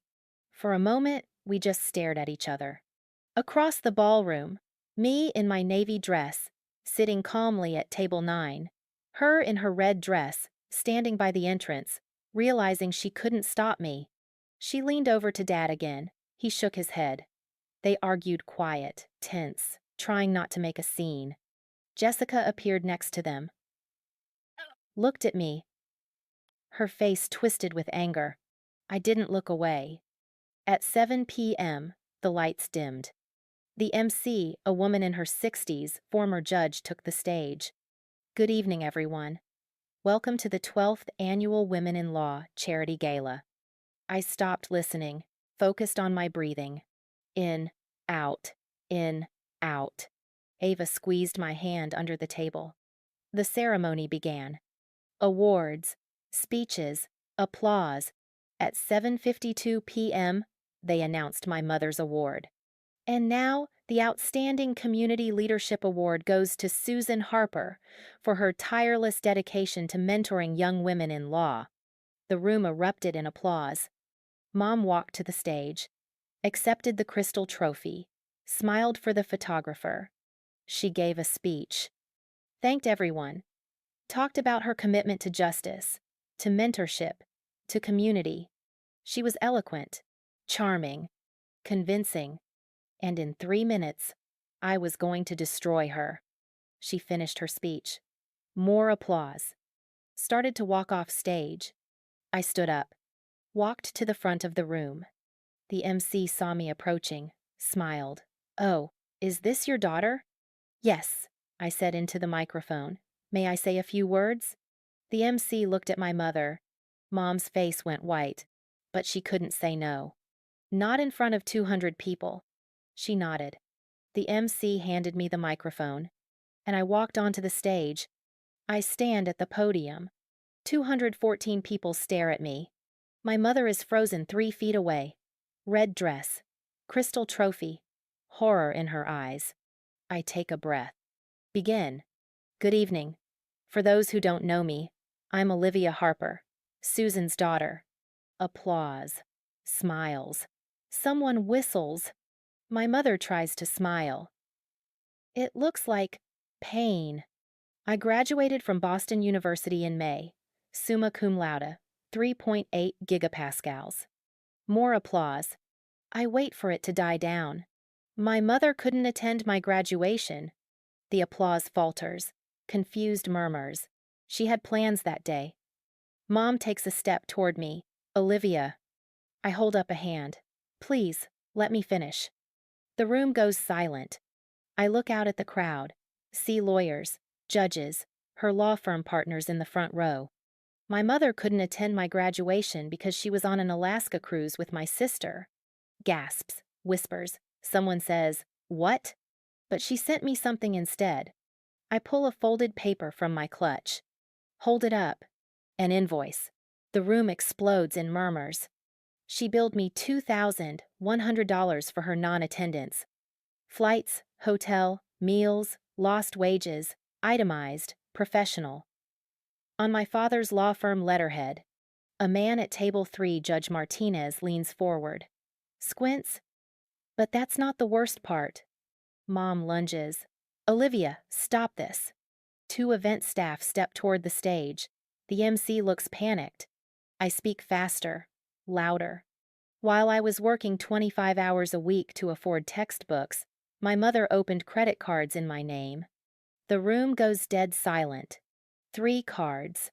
Without my permission. She forged my signature. She stole my social security number. A woman at table 5, Susan Park, Mom's law partner, covers her mouth. She spent $12,660. The number echoes. Someone whispers, "Oh my God." I signal to Daniel, the AV tech. The screen behind me lights up.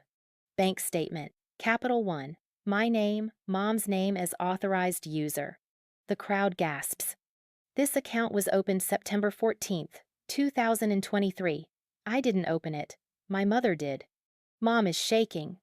That's not. Every charge went to my sister. Textbooks, clothes, spring break, sorority dues. I click to the next slide. Macy's statement. This one was opened November 3rd. Another $3,120. Next slide. Target. December. $1,200 more. Next slide. A timeline. Color-coded. 11 months of fraud. For 11 months, my mother used my identity like an ATM. Judge Martinez stands, walks toward the exit. While I ate ramen 4 nights a week, while I slept in the library because I couldn't afford heat, while I worked until 2 a.m. My voice cracks. I pause. Breathe. The room is silent. I filed a police report, case number 2024 to 8847, Boston PD Financial Crimes Unit. 3 women at table 7 pull out their phones, start typing. I have bank statements, fraud affidavits, police reports. Next slide. The recorded call transcript. And I have this. A recorded phone call. May 30th. My mother admitting the accounts were for family expenses, and your sister. I click play. My mother's voice fills the ballroom through the speakers. Those accounts were for family expenses, for your sister, for... The audio cuts off. Mom screams, "Turn it off!" No one moves. I click to the next slide. The invoice. Enlarged. Her signature visible. My mother billed me for a graduation she chose to skip. Then spent the same amount, $2,100, on my sister's spring break. Using my stolen credit card. A man yells from the back, "Fraud! That's fraud!" Applause breaks out. Not everyone. Maybe 30 people. But it's loud. My mother is crying now. Mascara running. Red dress shaking. Dad rushes the stage. "This is slander. She's lying." I turn to him. Calm. Cold. Truth is an absolute defense to defamation, and I have proof. Susan Park stands, walks to the stage, hands me her business card. "I'm a lawyer," she says into the mic. "If you need a witness, call me." The MC tries to take the microphone. "I think we should." I step back. "Keep talking. I'm not here for an apology. I'm here so everyone knows who Susan Harper really is." I look at my mother. She's broken, sobbing, clutching the crystal trophy. "You can't bill me for love, Mom. And you can't steal from your daughter and call it parenting? My voice is steady now, strong. The police are investigating. The DA is prosecuting. My lawyer is filing a civil suit. I look out at the crowd. And I will never speak to you again. I set down the microphone. Walk off the stage. The room erupts.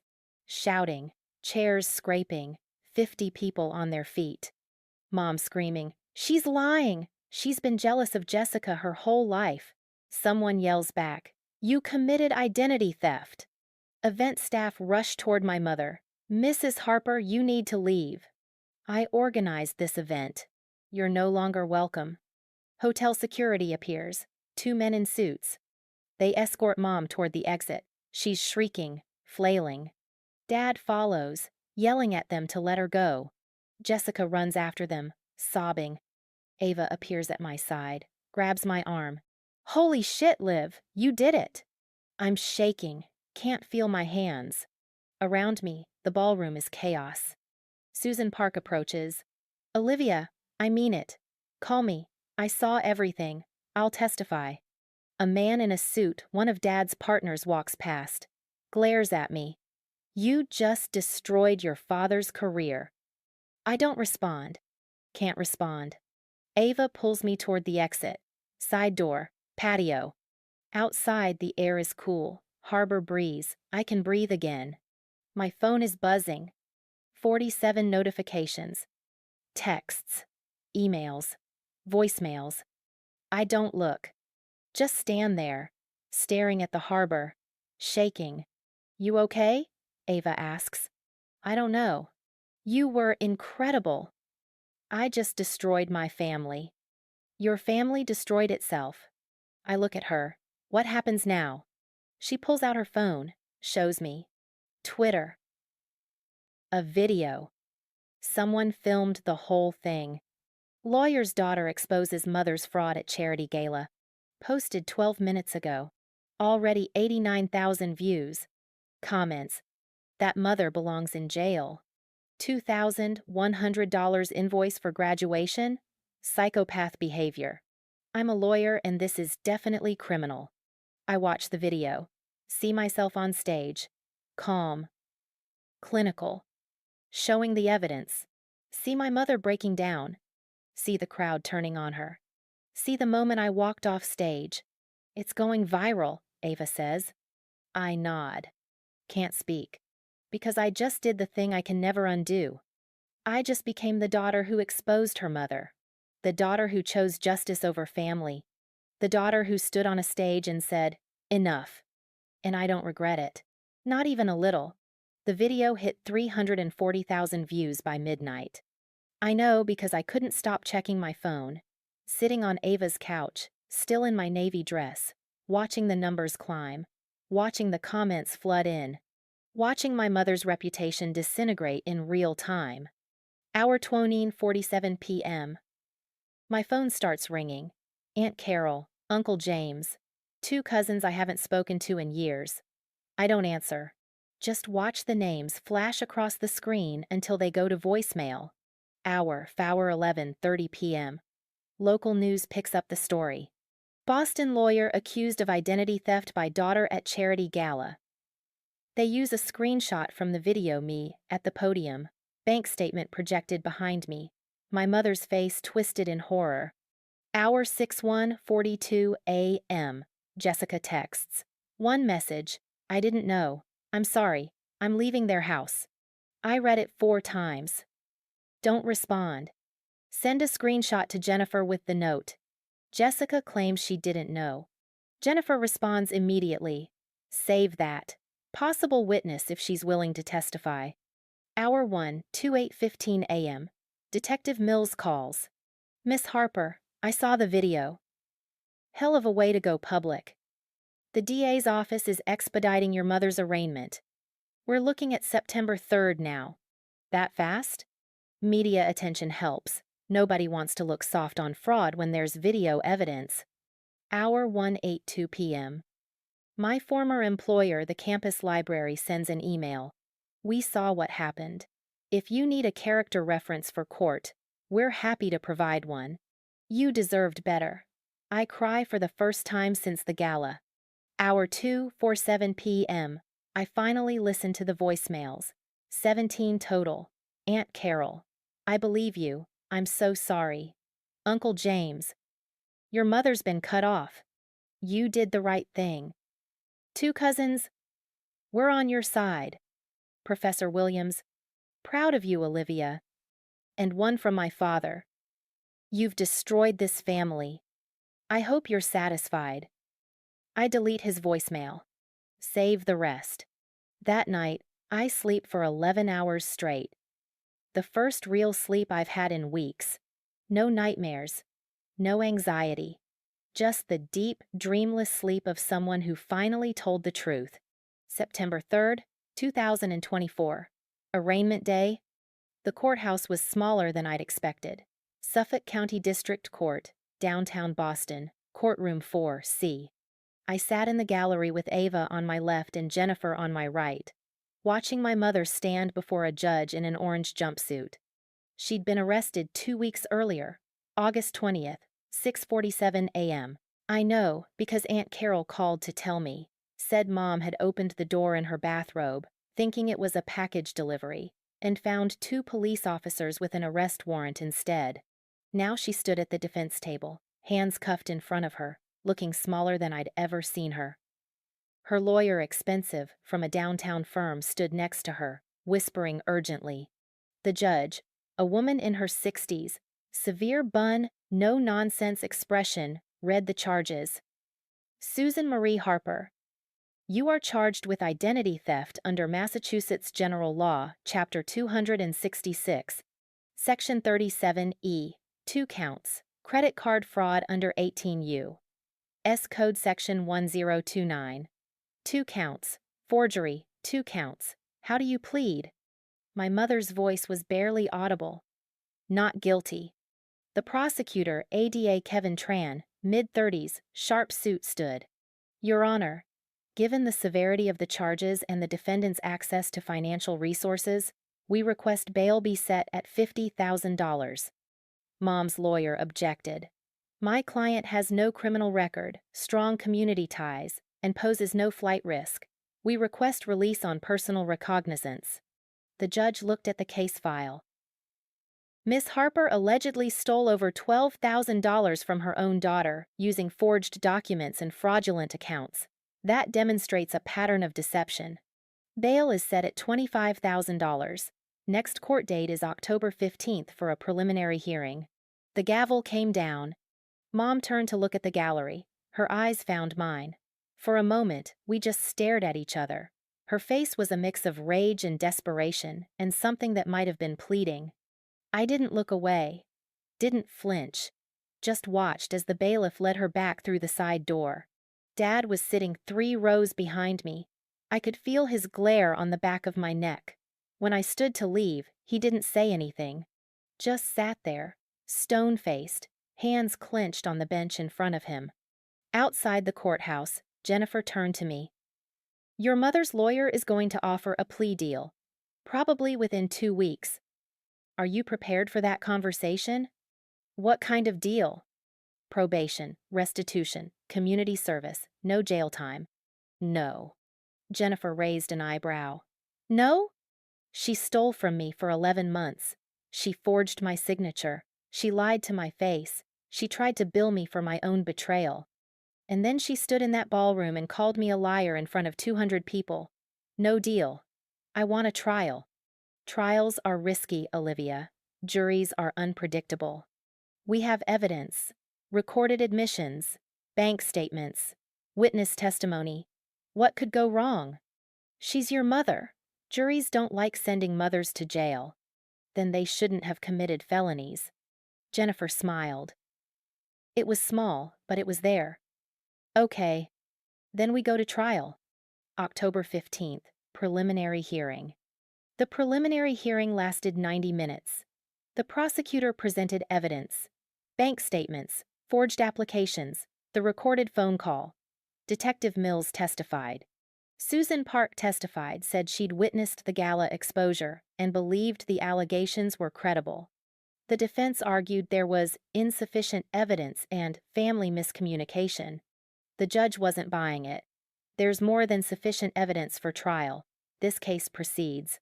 Mom's lawyer requested another meeting, offered a second plea deal, 3 years probation, $15,000 restitution, 200 hours community service. I said no again. Jennifer filed the civil lawsuit the same day.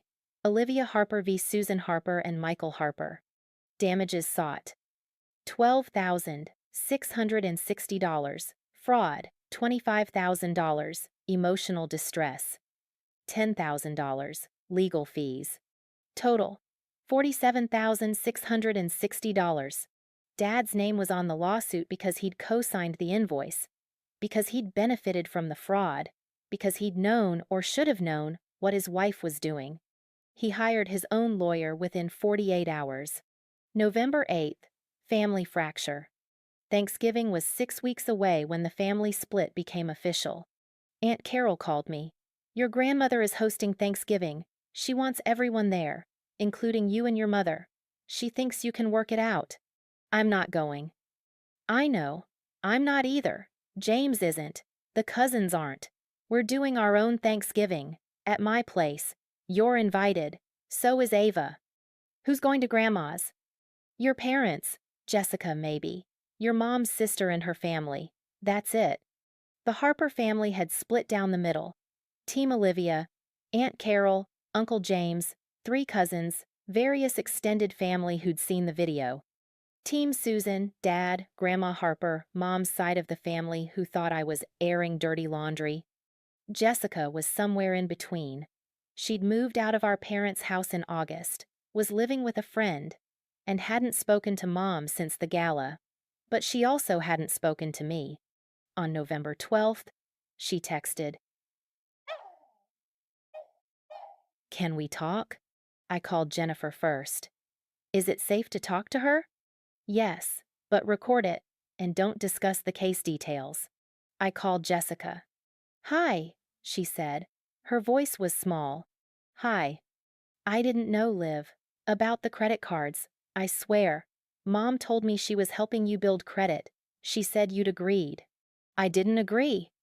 "I know that now. I saw the bank statements. The dates," I realized. Her voice broke. "I realized she was using your money to pay for my stuff. While you were struggling, and I didn't question it. I should have questioned it." "Yeah, you should have. I'm so sorry." "I didn't say anything. I know you probably hate me," Jessica continued, "and I get it. I took her side at first. I said awful things to you. But I didn't know, Liv. I didn't know she was committing crimes. Do you believe me now?" "Yes, completely.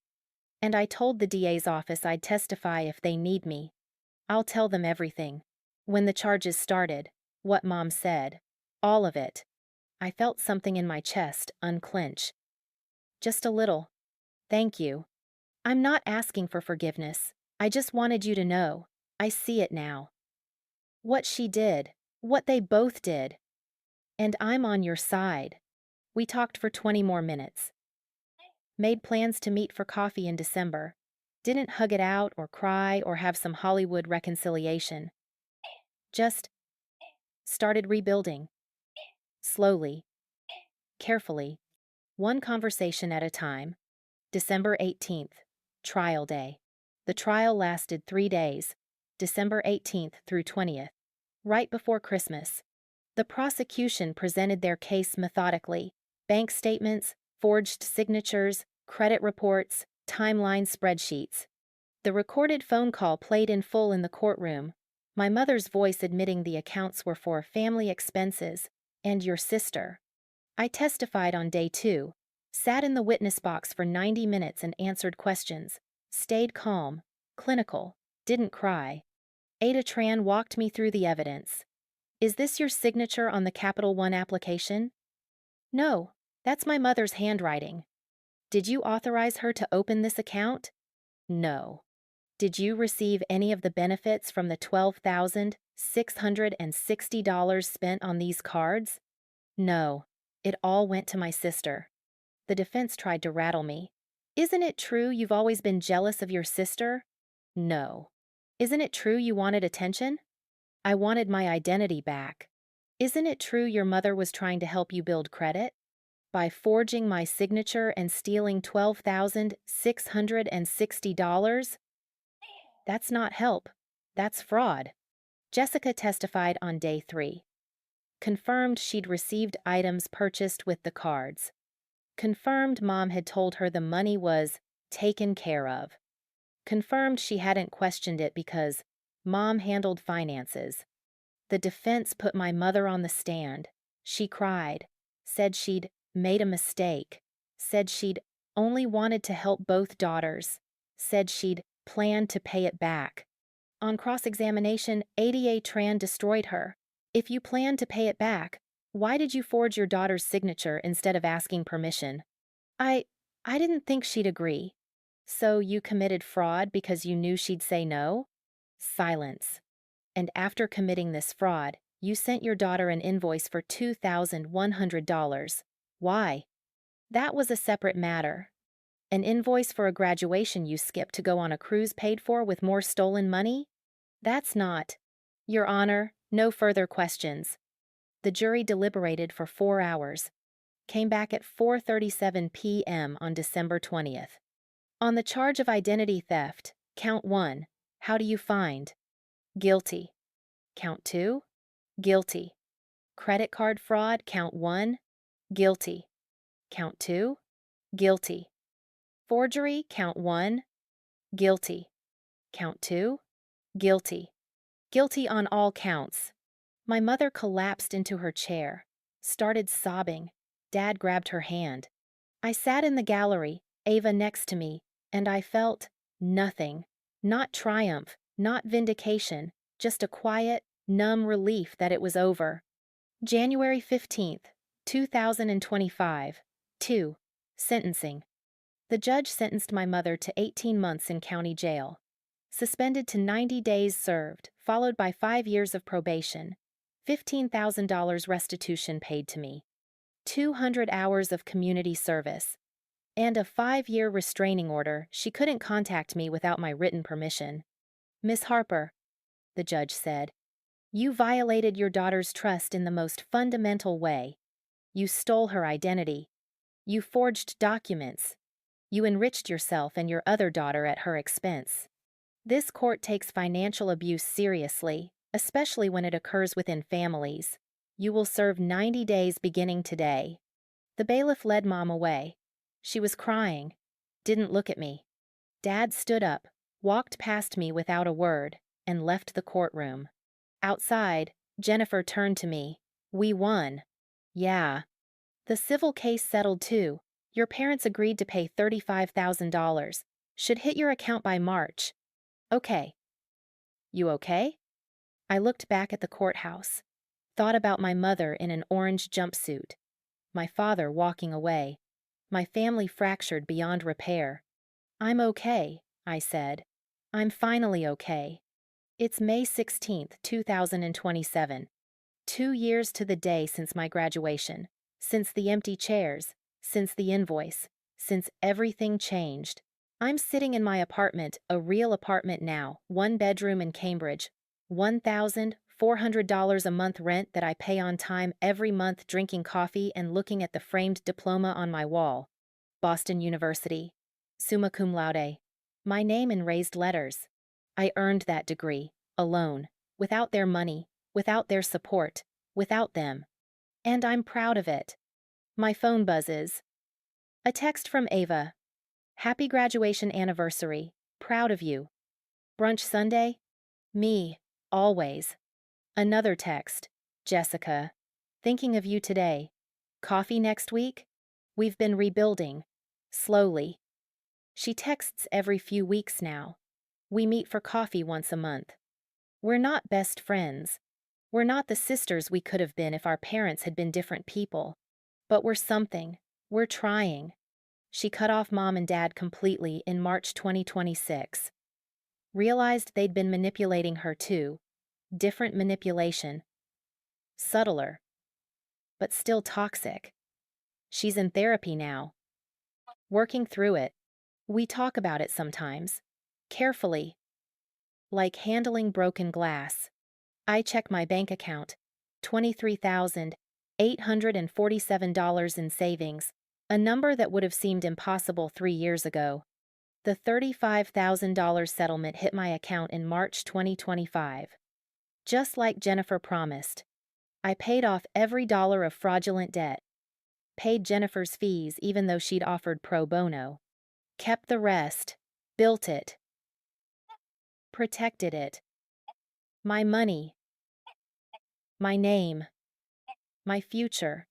I work as a financial counselor now, for a nonprofit called Empower Survivors. I help victims of financial abuse, family fraud, domestic partner theft, elder abuse. I make $54,000 a year. It's not a fortune, but it's mine. Earned honestly. No fraud. No lies. Last month, I got promoted to senior advocate. I lead support groups now. 12 people every Tuesday night, sitting in a circle, sharing stories that sound like mine.